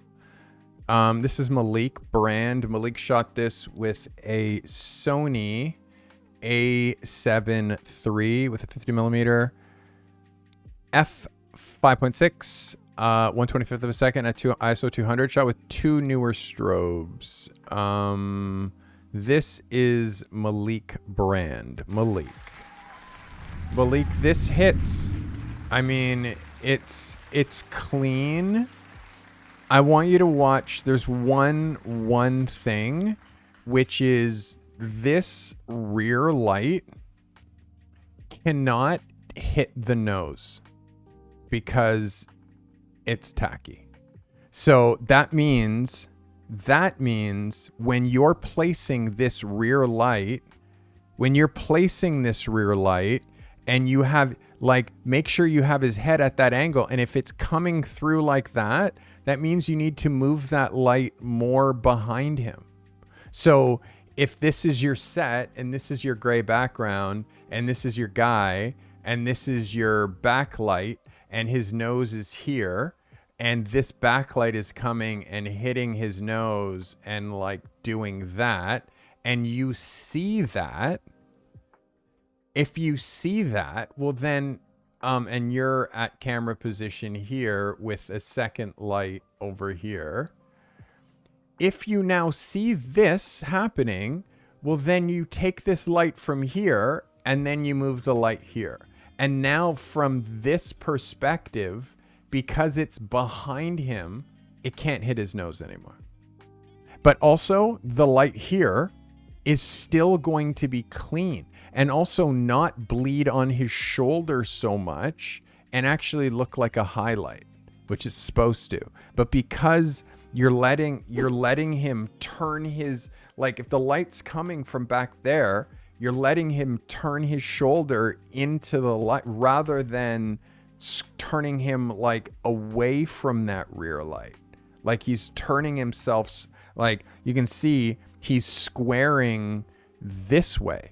He's not squaring straight to camera. He's squaring that way, which is why that shoulder is so lit and it's not lit on that side. And it's all because of where you're placing the light, because this light should be coming over his shoulder, not hitting his shoulder.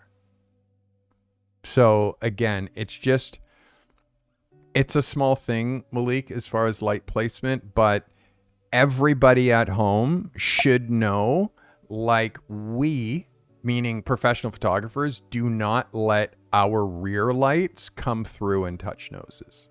That's no bueno. And all I want you to do at home, is this, is hold your thumb up like that and cover that highlight on his nose. And you'll be like, oh yeah, that's so much better. So we don't let that highlight come through. And because of this placement of this rear light is so off, it's bleeding on his forehead and it's bleeding on his eye improperly as well. And it's bleeding on his neck and it's bleeding on his shoulder. And it's all of that because this is the background. This is him. And the light's here instead of here. And again, it's like, is that important? Well, yeah. It's the difference between it being a rim and you lighting him from the side. Like that difference, which is probably 1.5 feet. So this is lighting, and it's measured in inches. It's measured in inches. So you have to be super, thank you, Stoic. You have to be super nuanced as far as how you place the light. Rule number 1 when you're looking at your own studio photography is there's no highlights that are allowed to touch noses, ever. That's a rear light. And if it's touching the nose, then it's a side light. It's not a rear light, which means you need to bring your subject closer to you and wrap your lights more behind them. I hope that helps you. Guys, that was Malik Brand. Malik, thanks for submitting. And again, I started by saying that this is a dope shot.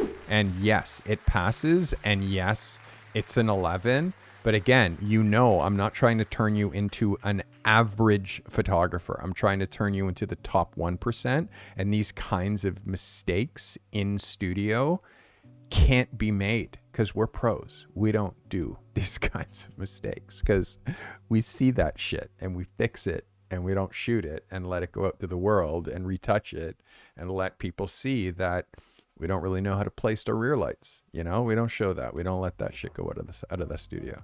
All right, that is Mr. Malik Brand. 1, 2, 3, 4, 5, 6. All right, let's see Miss Donna Cranshaw. Donna shooting with the Canon RP. 50 millimeter f8 f8 1/25 of a second at ISO 200, shot with a strobe and a continuous light. So 1 strobe, 1 continuous. This is Miss Donna Cranshaw redoing a selfie. Donna, thank you for submitting. Donna, this is close. The only thing is the focus. You can see we missed the focus, like dramatically we missed the focus, and we're not allowed to show out of focus pictures. It's just cameras out of focus, the light meters out of focus. We're just not seeing anything like super sharp. So although works as a cover, although works as an 8x10, doesn't work because of the out of focusness. And as hard as it is, and it doesn't matter how much you like the photo, if the photo is out of focus, you just let it go. Just let it go. Be like delete, and just you're left with what you're left with. So the out of focus is what makes this not work, Donna. I also want you to think about like, hey, here's my tools. Like I don't want to see it that way. I want to see you shooting and using your light meter, or your light meter is on your set. You've shot yourself like as the subject. I want to see what it looks like when you're shooting and someone takes a photo of you. And again, it's like, it's tricky, but I want to see you working. That's something that is the most important thing. This picture is just out of focus, Donna, or it would have got way more love. And remember, I do need to see you with camera in hand on one of your product photography sets shooting something. Or it's like you stop and you like look back, like you're on set and you're just about to shoot something and you're like that kind of a thing. Like your products are here and your light is like back here, or you're doing a top down. So you're standing on something and like, then you kind of crouch down and look at the like, I want to see you in process of making art, making work. That's gonna up the level of what what the pictures of you look like, honestly. And again, it's just, we can't include out of focus photos. Again, just to remind you, when you look at my About Me page, this is shot by Nascademi, who's a photographer. I shot in Montreal, and then a photo of me, and then you see me working, me with camera, training on this is the type of photo that we all need.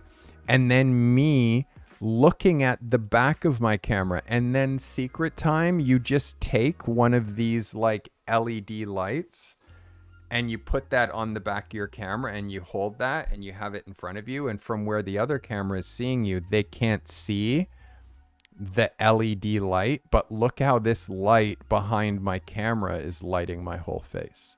And you can see here how I'm holding my thumb in front of that light so it can light me. You can see it, like I'm holding my thumb in front of that light. So now I get to hold my camera and kind of look at you and have my camera in the foreground. So there's ways that we can do this in order to make it. And again, the whole idea is, when it comes to selfies, is about approachability and likability and believability. That's all super important. But Donna, you're close. Again, just shoot this again. And again, do this the next time you're shooting a set. Okay? I don't want you to wrap up too much in self-portraits. Because again, I said we do this twice a year. You don't have to stress about it right now. What's most important is that you're shooting photos that go in your portfolio. You don't need to spend any more time reshooting a self-portrait. You don't need to do it. Just keep shooting work, that goes in your portfolio. That's the most necessary. All right. It's been a long day, and a long day yesterday. Taylor, talk to me. Dude, why is everything a yes for you? You can't be just a yes girl. My old people, you guys with me still? You two old crusties, you guys with me? I hope so. I need you guys to be with me still. It's important. All right, this is Ivan Kotsov. Ivan shot this with a Panasonic Panasonic C5 3X, 2X. Sorry, Panasonic, you need to get your brands together. 50 millimeter ISO 400, 1.4 at or 1.8 at 1/25 of a second. Ivan, you've heard me say don't shoot wide open. You've heard me say don't shoot wide open. Ivan, you've heard me say don't shoot wide open. But yet, you shot wide open again. And you remember me saying don't shoot wide open? Ivan, don't shoot wide open. Because I already know what I'm going to look at. This is a better swing, although, again, it's a cheesy pose. Like, I see that you're in a flower spot. I see the flowers all around you. You don't need to touch the flowers and be like, look, flowers. Because then it makes me feel like I'm dumb, the viewer. So, and again, the viewer, if you're sending me an old pic, Ivan, that can't be the thing, because you're going to hear me say, don't shoot wide open. And then you have an old pic that's wide open and you're going to send it to me? How you think I'm going to feel? I'm going to feel like you're not listening. You have to shoot new shit. So I'm not looking at an old photograph that I've literally told you what not to do, and then I'm looking at it again and saying it again. Like, it makes me feel crazy. And especially so late in the episode, you know why we don't shoot wide open is because it affects the focus.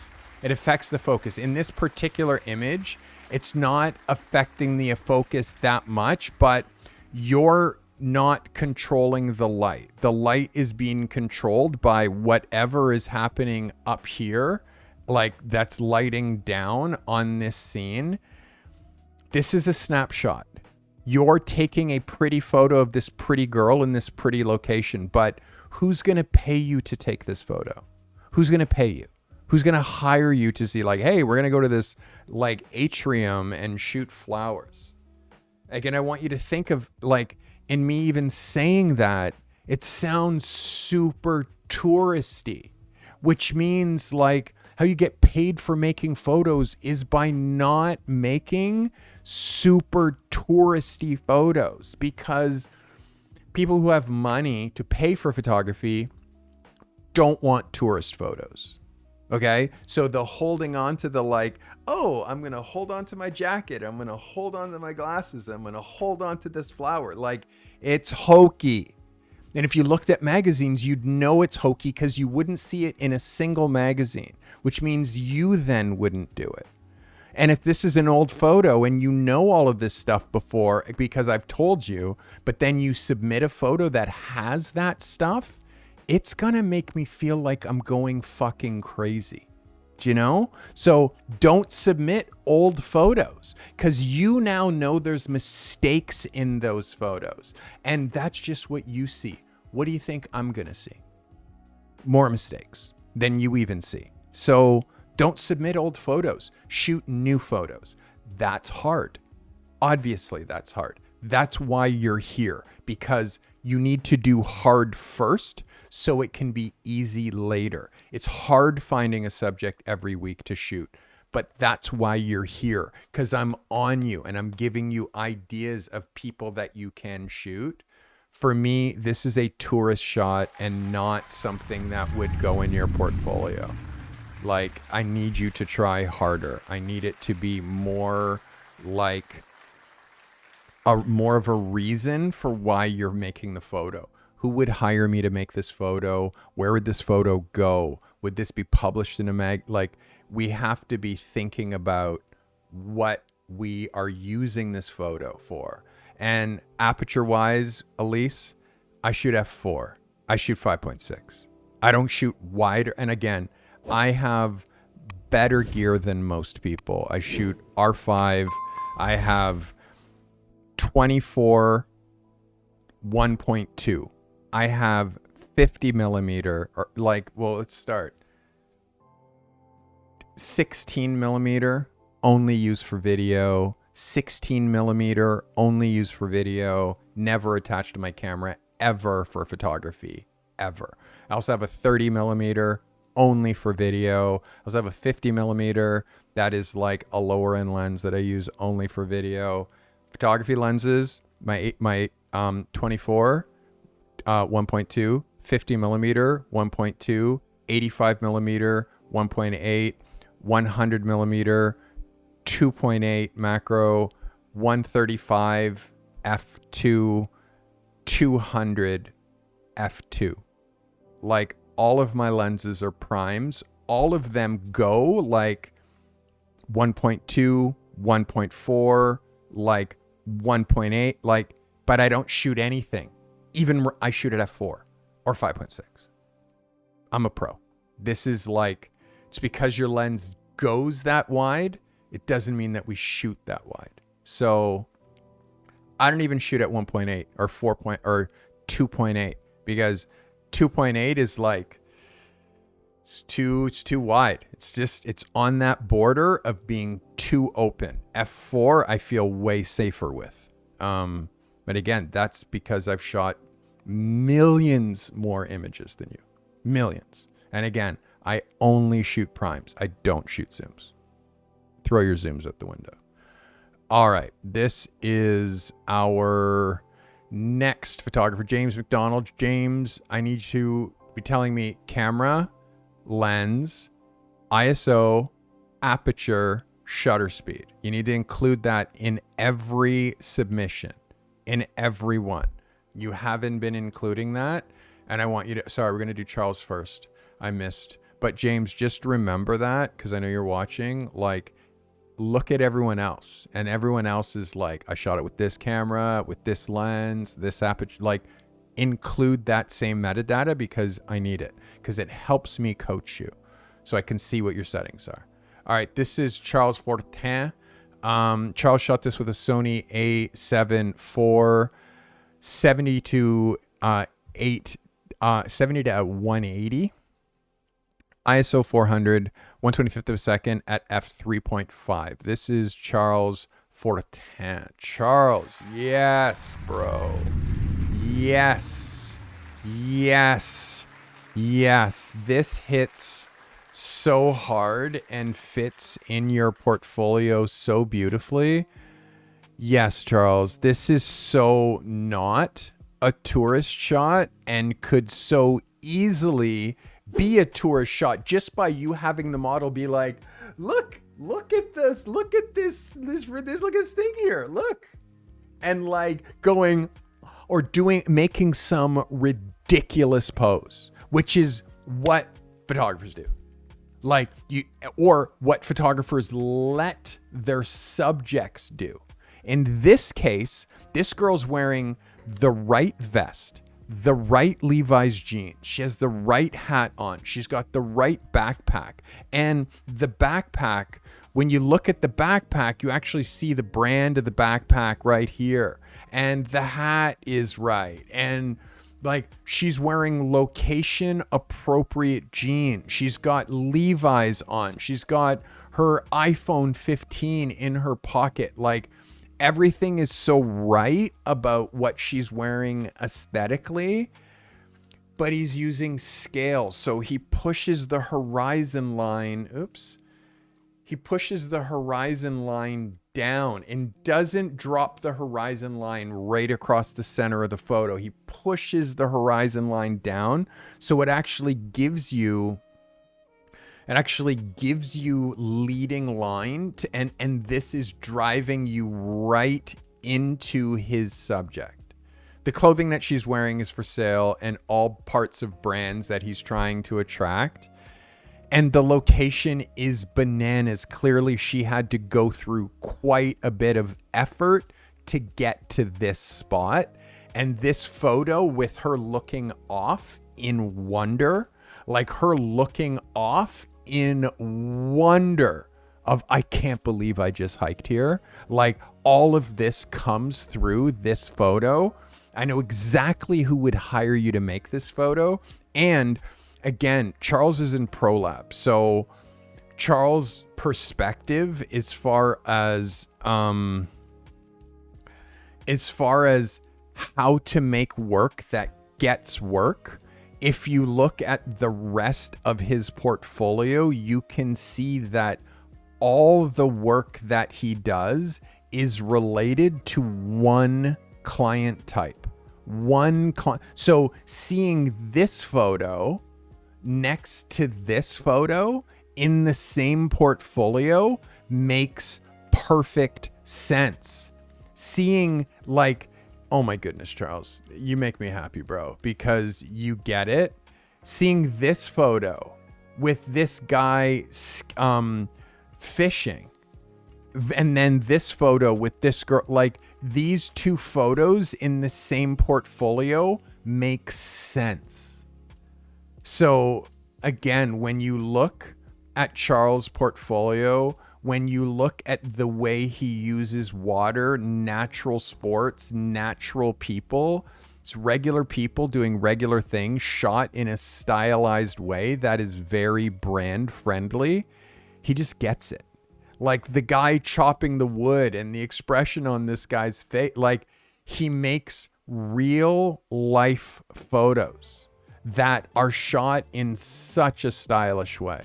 Hey, Sean, thank you for becoming a member and crossing the 2-year mark, bro. My smoke machine is not on right now, but thank you. Well, it is on, but it's just not powered. Sean says 410 inspires me so much that looking at his portfolio is part of my daily morning routine. This is one of my photographers who is an insane car photographer, looking at another one of my photographers who's an insane outdoor adventure photographer and being inspired by him every day.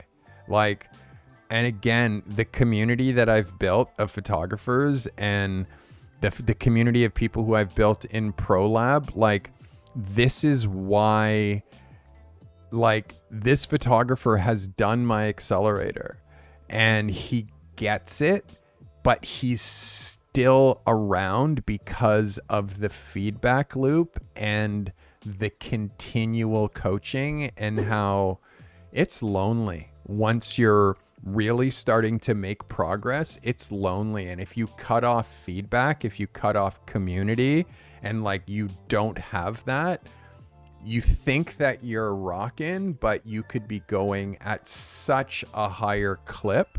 But because you're not comparing yourself to anybody, because you have no community, because you don't have a feedback loop, because you don't have a pro looking at your work that's not just saying, oh my God, you're great, you're great. You're like, you have someone like strategically looking at your work and suggesting the kind of work that you should be making, that changes everything. And Charles is one of the photographers that benefits from that. Sean Thomas, is also one of those photographers that benefits from that. Guys, this is Charles Fortin. Charles, well done, bro. This hits. Again, you guys at home should also see and feel the ones that hit right away. This is James McDonald. James, let's get it on. Thanks for submitting. So, James, this is the beginning of something, but we're still making snapshots. We're still grabbing pictures, and we're not diving as hard as we could. Number one, this is a horizontal picture, meaning you're holding the camera this way, which is the most basic way to hold the camera. But humans go this way. We're up and down. So magazines also go this way. Instagram, our phones, how we hold, all vertical, but you're shooting this way. So what's the need for shooting this way? Like, where is it going where it needs to be horizontal? On a TV? You know what I mean? On a computer screen? Or would you rather go in a magazine, like a magazine cover? So I want you to look at this. Then I want you to think about, well, if now I make this in a magazine, you're putting your most important thing dead center, which if you give a camera to someone who's never held a camera before, they're going to hold the camera this way and they're going to put their subject dead center. And I'm going to push the button, right? So you're doing what someone who's never touched a camera before is doing, which is center focused, horizontal. Okay. Next thing. Why is there a truck behind him? And then another truck behind him, and then this building behind him, and then this light thing, and then this light thing, and then these cars, and then these cars, and this bench. Like, why is he here? Of all the places in the world that you could take this guy to make a sick photo, why is he here? Again, direct light, but the light is good light. But the light here, it does not compensate for what's going on behind him. Next, what is he wearing? He's wearing a Mark Echo hoodie from 20 years ago and pants that are just whatever. So he's not styled, which means as cool as he is, he's not someone, you're not shooting a picture for your portfolio. You're just grabbing a snapshot of him. It's horizontal. It's in the parking lot. There's all kinds of distractions. Like, it's not something that's going to make you work. What's going to make you work is, number one, going to a shop and getting him a full outfit head to toe. Buying him fresh kicks. So he looks like now looks the part. But he doesn't look the part because he's wearing just round the way clothes. Which, if he's wearing round the way clothes, totally cool, but he doesn't get to be in your portfolio. I'm going to show you the difference. Same kind of guy. Look at the difference with the right hat, the right color hat, the right sunglasses, and the tone on tone, where it's like the black on black on black. Again, like when we're shooting people, here's an example. Look at the distractions in the background. Well, there's no distractions in the background. There's nothing. It's just him. Well, look at the horizontal. It's like it's not horizontal. It's vertical because it's shot as a magazine cover. So when we're shooting, every single time we shoot a person, we have to be focusing on like uplifting the situation. And that rarely comes from the person just being where they are. Like, there's not a photo with the guy just sitting there and you being like, oh, let me grab a photo. It's like, that's not the photo. It's not the photo, because there's 3 cars there and there's that. And it's like, if you don't have that discerning eye of looking at the scene and saying, this is a scene for a photo, or this is not a scene for a photo. I want you to look at my scenes. This is Colin Firth a week before he won his Oscar. Where's the background? Black, non-distracting. All you see is him. Look at this girl. Grill, super blue eyes, her nails match her eyes. Like, what do you see as a background? Nothing. It's just her. And it just goes on. Like, the backgrounds have to either enhance or have to be non-sequent, like not even a thing. And again, a perfect example of a background that actually adds to the photo. But again, like, most of the time, the background is inconsequential. It's not even if you're trying to shoot portraits. And also look at every single photo and what the person is wearing in every single photo. Every single photo, from their cap to their jacket to they're styled. Everybody is. Everybody's styled. And you can't shoot unstyled people and think that that's going to make you money. So again, styled from these super limited edition kicks that happen to also match his jacket. Like, this is and Japanese denim, like the jeans alone are $1,200. Like, this is, if you're shooting people, you have to care about what they're wearing, where they are, horizontal or like all of this stuff is a factor. And for me, you need to know, like, this is the beginning of it, but just hold the camera vertical and suddenly look at how much more interesting this photo is. Like, look at how much more interesting this photo is now. Yes or yes? And also, by the way, tell me what is so important on this side of the frame, so important on this side of the frame that you needed to include it, right? So look at what this looks like as a vertical versus now I have a completely non-distracting blue sky background. His hair, look, now his outfit bothers me less because it isn't one of 7 things that are wrong with this photo. It's just the only thing. It's like, yeah, I just wish he wasn't, like, I wish he cared more about his fashion style. I wish his big chunky telephone wasn't in his pocket. Because, you know, when you have an iPhone 17 in your pocket, it's gonna leave a mark. So small, and you see now the difference. If you shot vertical, how much of this now, which is the most distracting shit in your photo, suddenly now isn't there. But again, people shoot vertical because they don't have a grip, like they don't have grips on their camera. I'm going to show you that right now.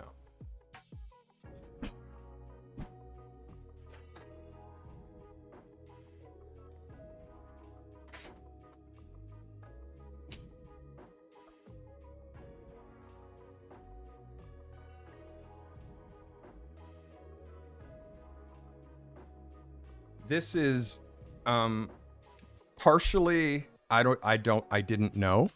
That's one thing I didn't know. Second, lazy. Third, I didn't know. So I'm gonna show you my camera body.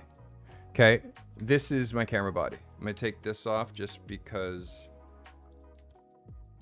it's easier for you to see without the strap. So look, you see the grip here? The grip, first of all, has 2 batteries. Holds 2 batteries instead of 1. Instantly doubles your shoot time. Okay, first reason. Second reason, it makes your camera not look like a fucking toy, which is what these cameras look like without the grip. Toy. Yes or yes? Toy. Toy. Right? Toy. Look at how big my hand is. I can put literally 2 fingers on the camera, one here, and then this just swings in the wind. Okay? Here's the next thing. You hold your camera this way. It's horizontal. Super comfortable. Now, to shoot vertical, you have to do this, which this is uncomfortable over time. Add like a heavy lens on the front. I'm going to put my 50 millimeter 1.2 on the front. Now, a heavy lens on the front starts to now make this weighty. So people don't shoot this way. They just shoot this way because it's more comfy. And then they have a sensor that goes this way, and then they just put their subject in the center and then waste that side of the sensor and waste this side, instead of holding it this way where they get to use the whole sensor. Okay, grip. The grip, number one, balances the camera, okay? And it takes something that looks like a toy, and now all of my hand fits on the camera. It's actually balanced. Here's the brain breaker. On the back here, I have all my buttons here, right? I'll show you on this one. I have all my buttons right here. Like all my buttons and all my buttons up here for when I'm shooting vertical.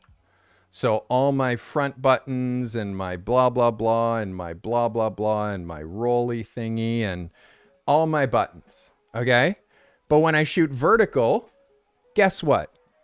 All my buttons. Here's this button and my really button and all my buttons back here, plus other buttons down here, plus access to these buttons. So my hand is still like this, which it's not like this, which means comfortable.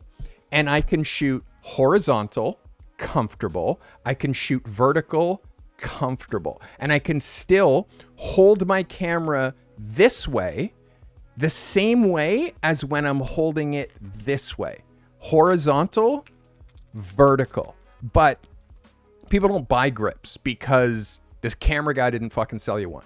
Like, but if you don't know that this is what pros do, this is why it's so easy for me to shoot vertical and to start shooting vertical where most photographers start shooting this way because it's comfy, and God help us if we make you fucking uncomfortable. So again, it's like every photographer needs to spend the $400, the $500 to get a grip on your camera. And if your camera doesn't have a grip available, it's a toy. Simple. If you don't have a grip available for your camera, it means your camera is a toy. Upgrade your camera. And again, however hard this is to hear, it's too late in the show for me to care. It's just true. All right. That is why you need a grip on your camera. I can't stress it enough. Talk about it constantly, but yet there's still people who don't use grips. There's still people who shoot center focused horizontal, or they shoot horizontal and they just put their subject on one side and just leave the other side nothing. They're using half their sensor, but yet then they go spend super expensive money to have like a full frame sensor, but then they hold the camera this way and then use half of it. Like, just from my perspective, you have to understand why I go fucking crazy. Like, it just makes me mental. All right.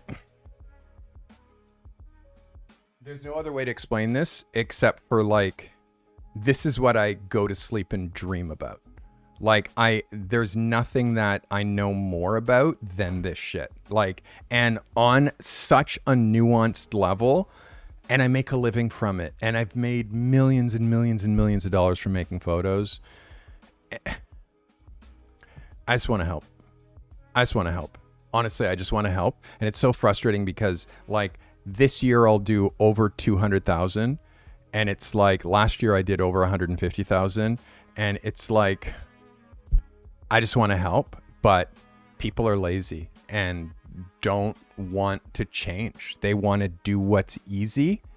But again, what's easy usually leads to failure faster. So continue to do what's easy if that suits your fancy. Know that I'm already doing it. I'm already doing it. Like, I'm already making the money that you're trying to make. You can listen to me or not. Like, it makes no difference to me. Honestly, I just get like super emphatic because I see photographers like this that have real potential, but are lazy. And the lazy part takes the potential and it just burns it. So if photographers who had potential were not lazy, then instead of shooting 2 frames of this guy, you walk around with this guy for an hour and you go and find all kinds of spots for an hour. And just when you think you couldn't have shot a better picture of this guy, the next idea that you do is even better. But if you go like this, here, let me take your picture. Where you sit, literally where you're sitting. Let me take your picture. What do I got to do? Nothing. Just sit there. Click. Got it. Amazing. You get your pictures in 1 frame where I shoot 1,000 frames to get my photos.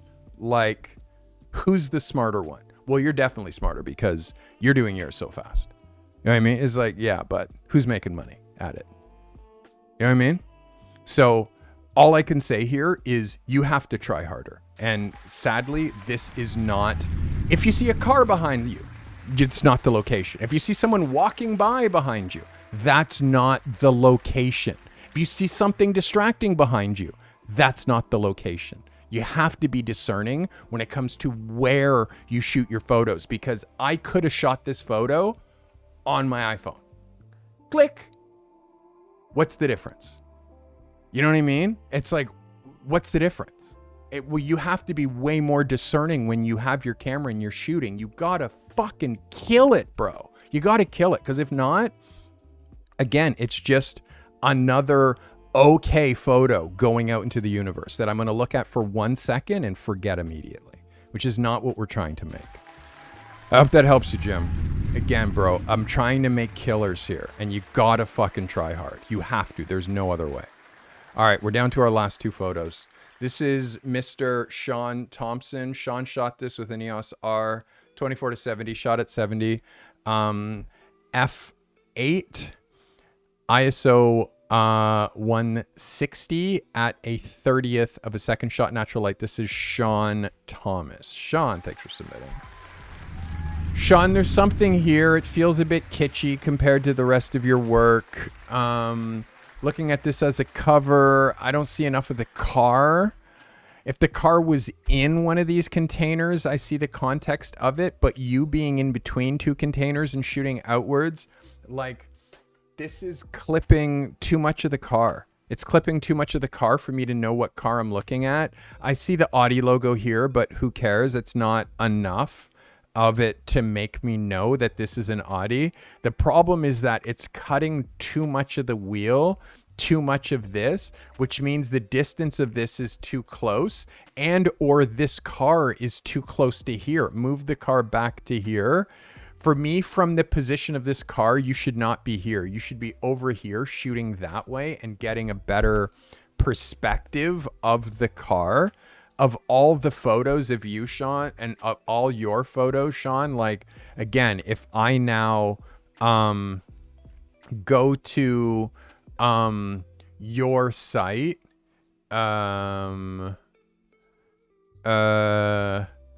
I now go to your site and do this like side-by-side comparison, this is gonna, if I now, fuck. I don't know why it's doing that. I think it's because it's got all this shit at the end of your photo.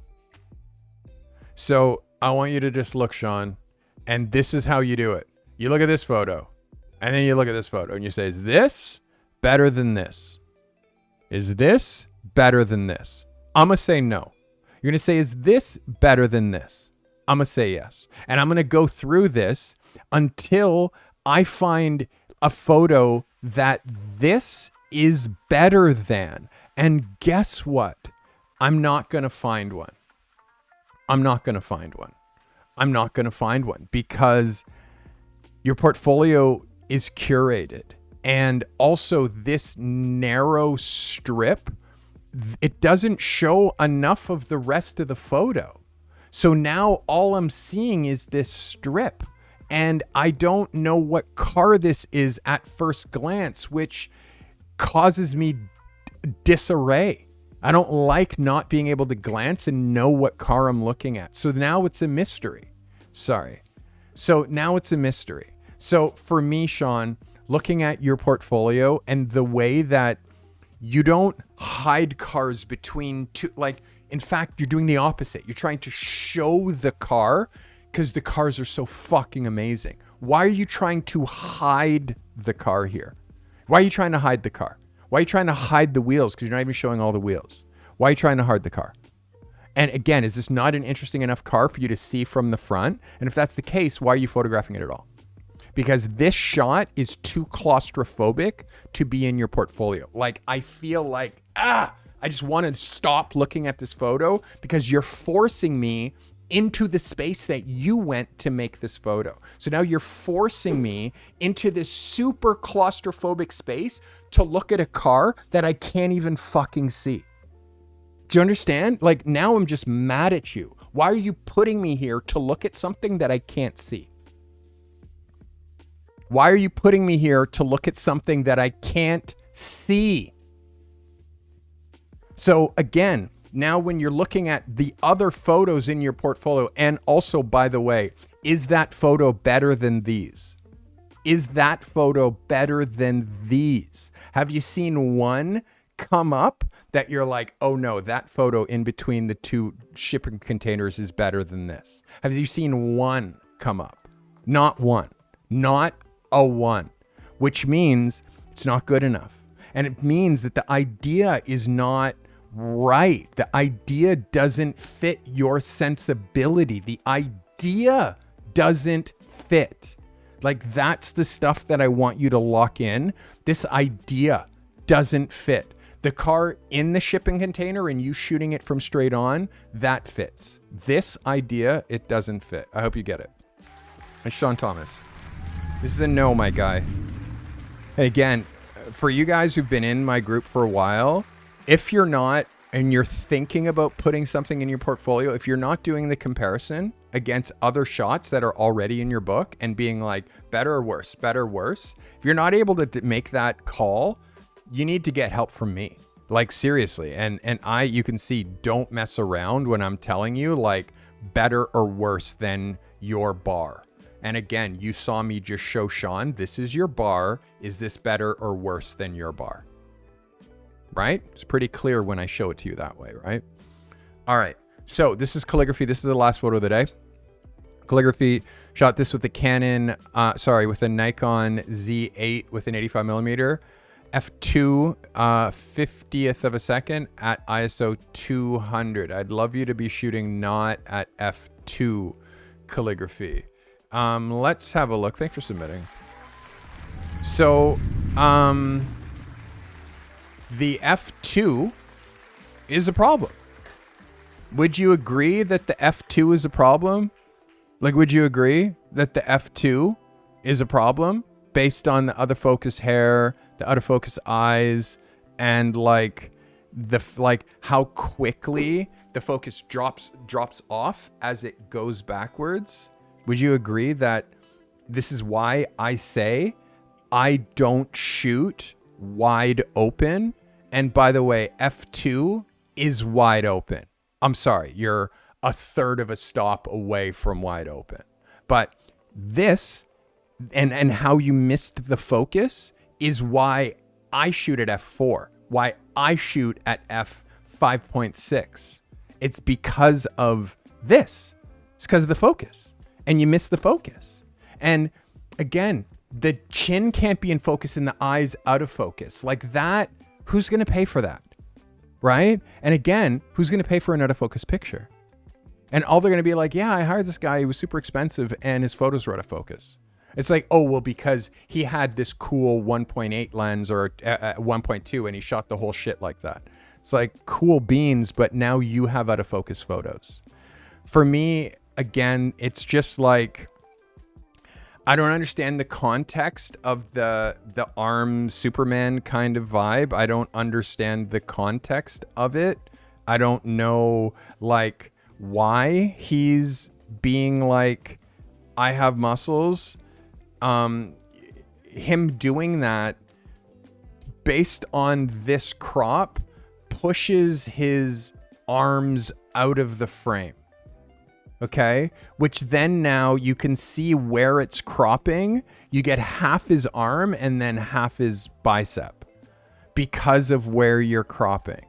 So it becomes like, why are we showing that he has muscles again? Like, I have eyes. I see that he has muscles. And in fact, if he had his arms, his hands in his pockets, I would still see his muscles.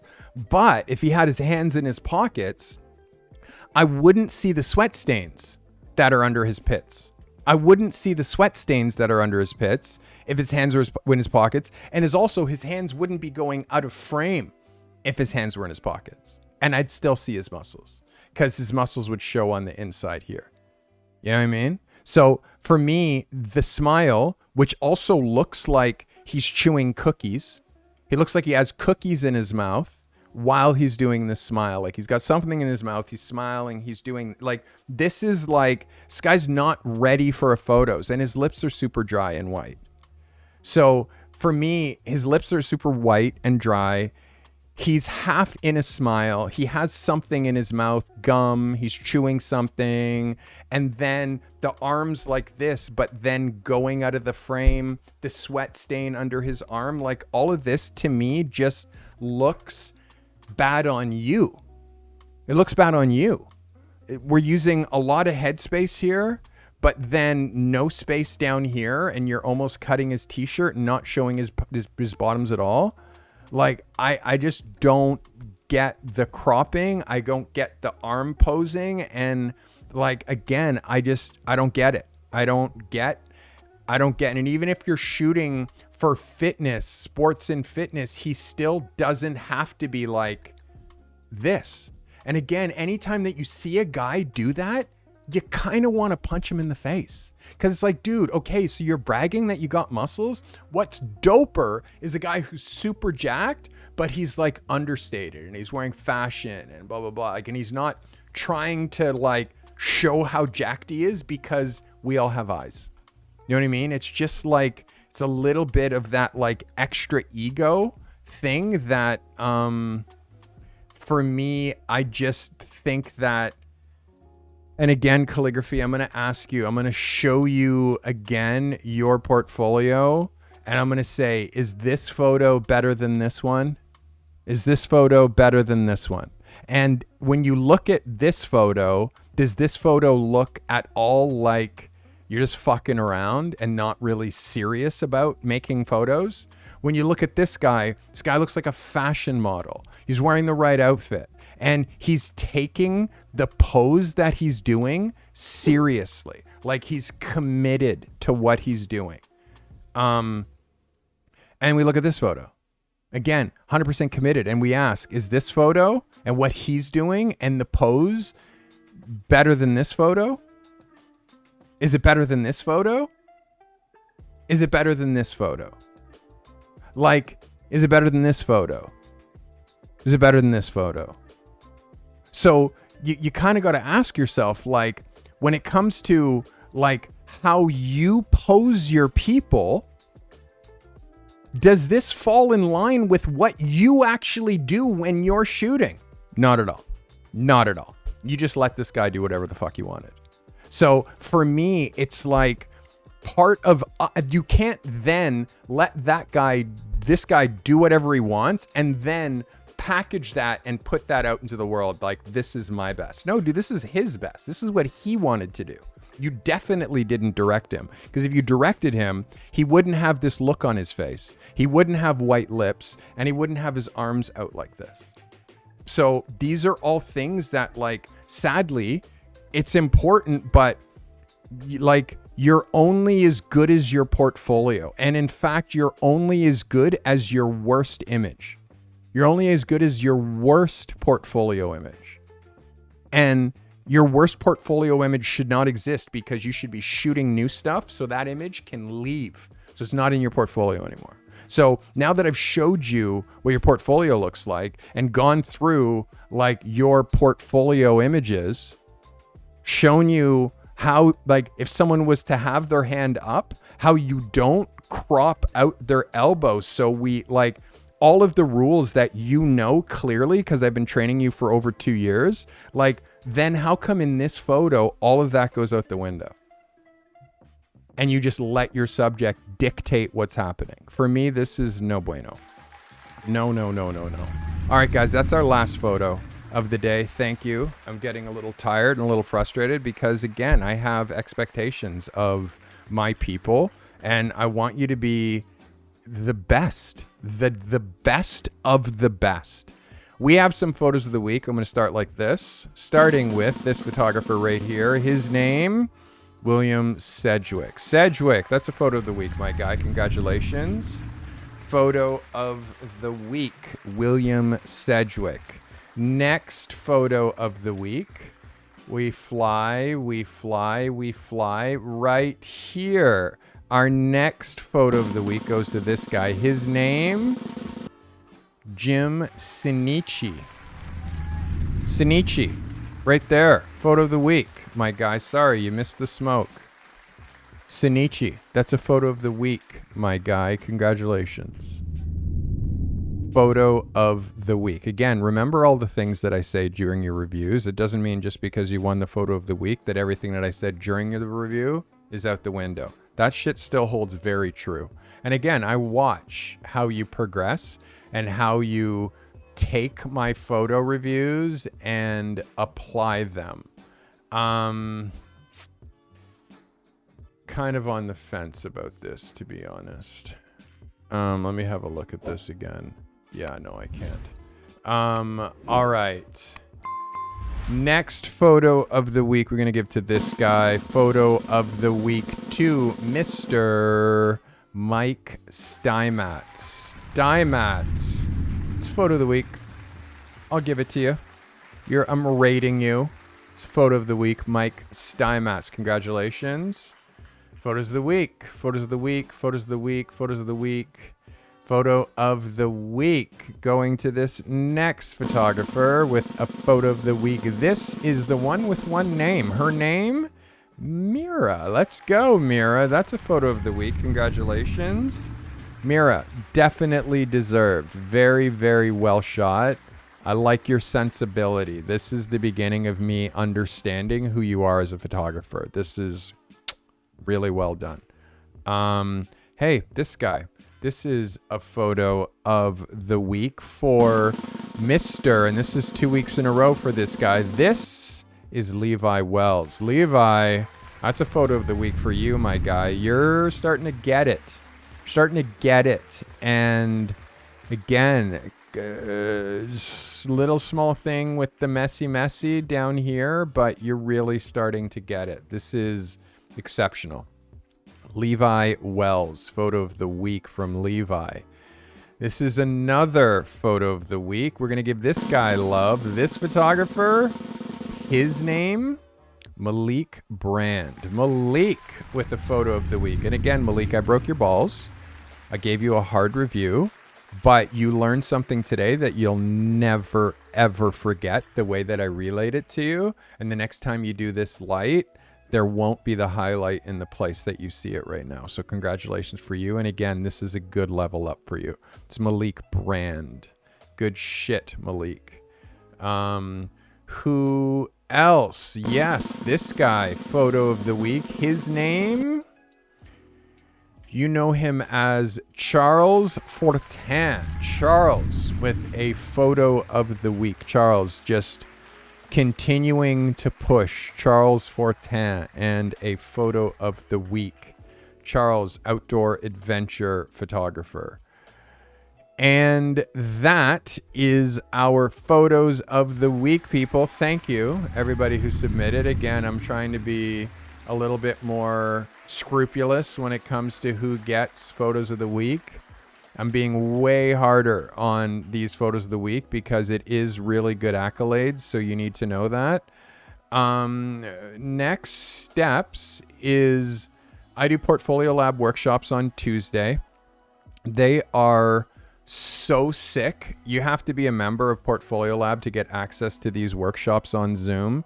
We do literally lighting workshop. Last week I talked all about lighting and all the different kinds of constant light versus strobe light and why you should use strobe light instead of constant light. I showed you my light meter and I talked about light and I showed you examples of me using light and directing models and placement.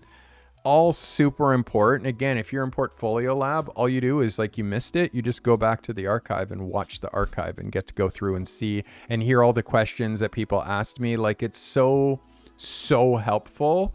I can't recommend Portfolio Lab enough. All you need to do is go to thecartymethod.com/portfolio lab and join. It is the best feedback loop for an emerging photographer, for someone who's trying to make a living at this. You need a feedback loop. If you're by yourself, just watching YouTube channels, not interacting, not making comments, just like a viewer, not a doer.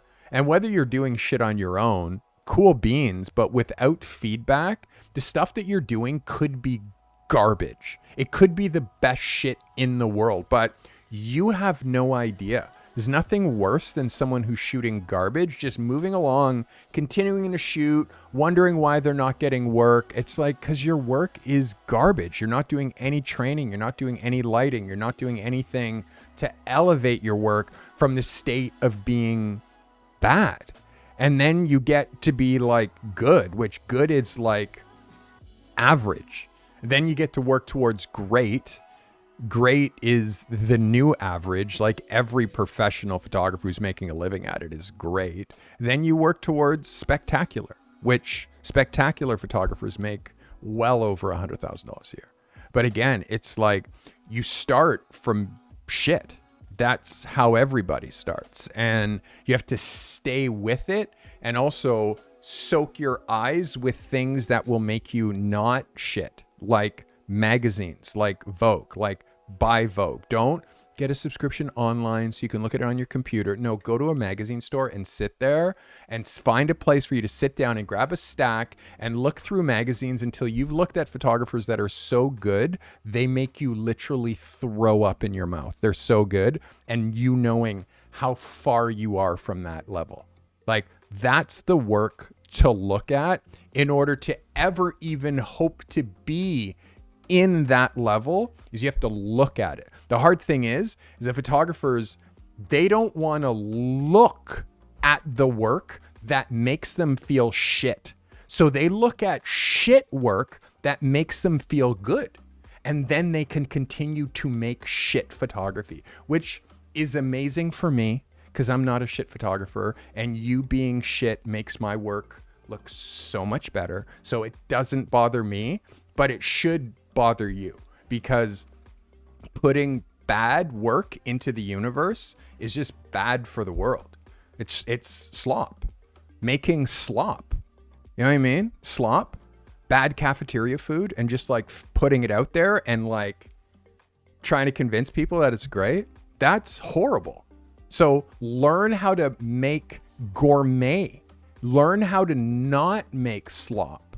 Learn how to be the top fucking photographer in your market, in your niche. So other photographers are like, oh my God, have you seen this? And they're looking at your work and they're like, oh my, because you care so much that you want to be the best, like the best of the best of the best of the best. Those are the kind of people who find me and watch me and hear how hard I am on people, and they soak it in. In fact, they sign up and they're like, I need this guy in my life because he's no bullshit. He says the truth, and I know I'm going to get way better, way faster with someone telling me the truth about my photography than I will just on my own.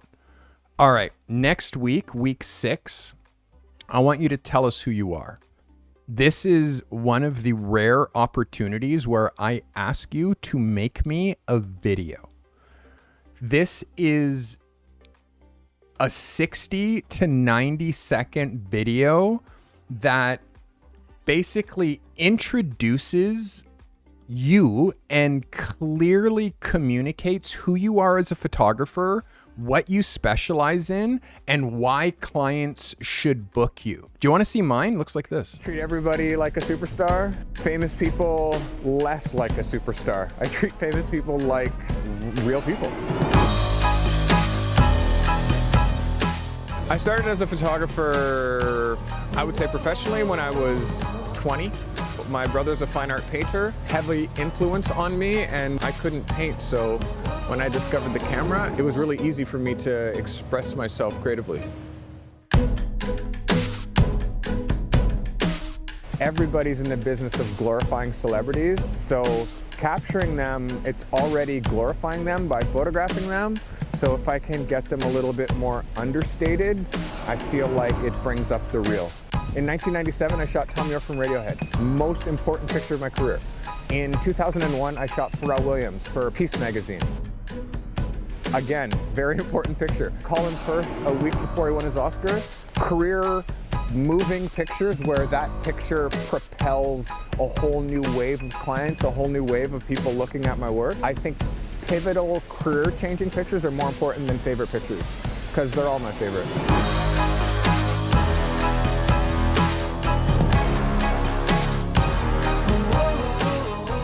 The whole idea is make good stuff and share it and do it every day.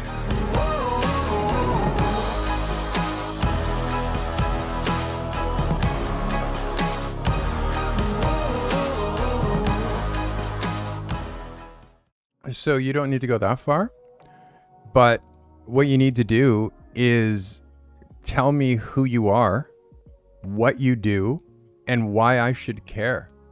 Tell me about what makes you wake up in the morning, why you're so excited about photography, and how you could bring value to a potential client, the person who's watching it. That spot. And by the way, it doesn't need to be as crazy as mine with the crazy B-roll and all of that, but you can think of, as you develop in your career, how far you could take these, what I call video bios. That one that you just watched, tell me you were just like, God damn, what? Tom York from Radiohead, Colin Firth, Pharrell Williams, Kanye West, like all, it just bang, bang, bang, bang, bang, bang. And the work, and me making the work, and you seeing the back of the camera unretouched, just what the shit looks like right out of my camera, and smoke machines and lights and smoke coming, like, it's swaggy because I'm swaggy and I put effort into showcasing me as the photographer, because you seeing me behind the camera, you seeing me actually do it, then now seeing me here talking about it, it's like, oh shit, I gotta listen to this guy, right? It's like, where's my camera? It's like, I don't have a camera on my desk and like 30 lenses around me and all of that stuff that people who don't have great work, well, they need to surround themselves with equipment, because they have equipment, but they're not shooting for Vogue. They're not shooting for Apple. They're not shooting for Nike. So they can't show the work. So they just show gear, and collecting of the gear is their status. Oh, I have the brand new latest this, and I have the brand new, I don't have the fucking brand new latest anything. I got a R5 from 5 years ago. But guess what? I don't need anything more until maybe the R5 Mark III. That, like, maybe that one gets sick, but I could have got the Mark II, but it wasn't good enough. Wasn't a big enough upgrade for me to change.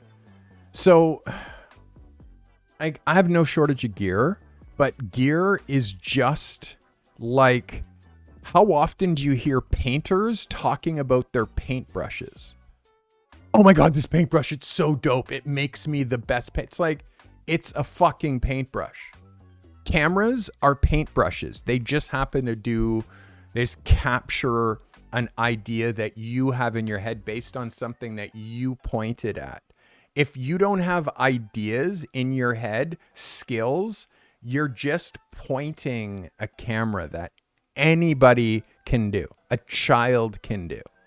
So again, I want to inspire you. That's all I'm here to do. I want to help you get to the next level. Today was a long one, 3 entire hours, but every once in a while I want to give you good ones like this. And I hope you found this valuable. And again, it's like the people who choose to put themselves out there and take the heat from having your photography looked at from a professional. Like, it takes courage to do what my Portfolio Lab members do, because they know I don't hold back. I will lay it on them if they're killing it, and I'm going to lay it on them if they're giving me some bullshit. So this is why people pay me, because I give you unfiltered truth.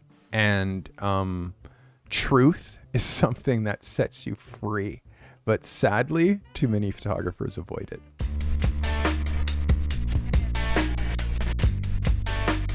Next week, I want to see your biography video. I want to see a 60 to 90 second video that describes exactly who you are as a photographer, what you specialize in. There's a full brief inside the community, and my team are there to answer any questions that you might have. This commercial-free live stream was brought to you by the members of this channel. If it wasn't for you, we'd have to fill up these live streams with ads that would just interrupt the flow. The members of this channel make commercial-free content during these live streams possible. Consider becoming a member for $5 a month today to gain access to secret live streams, live chats, and to show your support with that crown badge next to your name. Sharing is caring. If this content has brought you value today, share it, clip it, post it to your socials. Curating and sharing helpful content makes you an expert, even if the content you're sharing isn't yours. Be a curator and share this content with your network.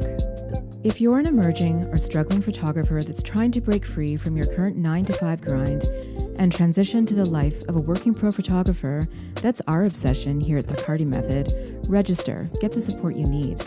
If you're alone and struggling at this craft, make sure you join the Carty Method community. You'll always find help in the show notes. Subscribe on Apple Podcasts and Spotify. Find your creative and business genius with the Carty Method.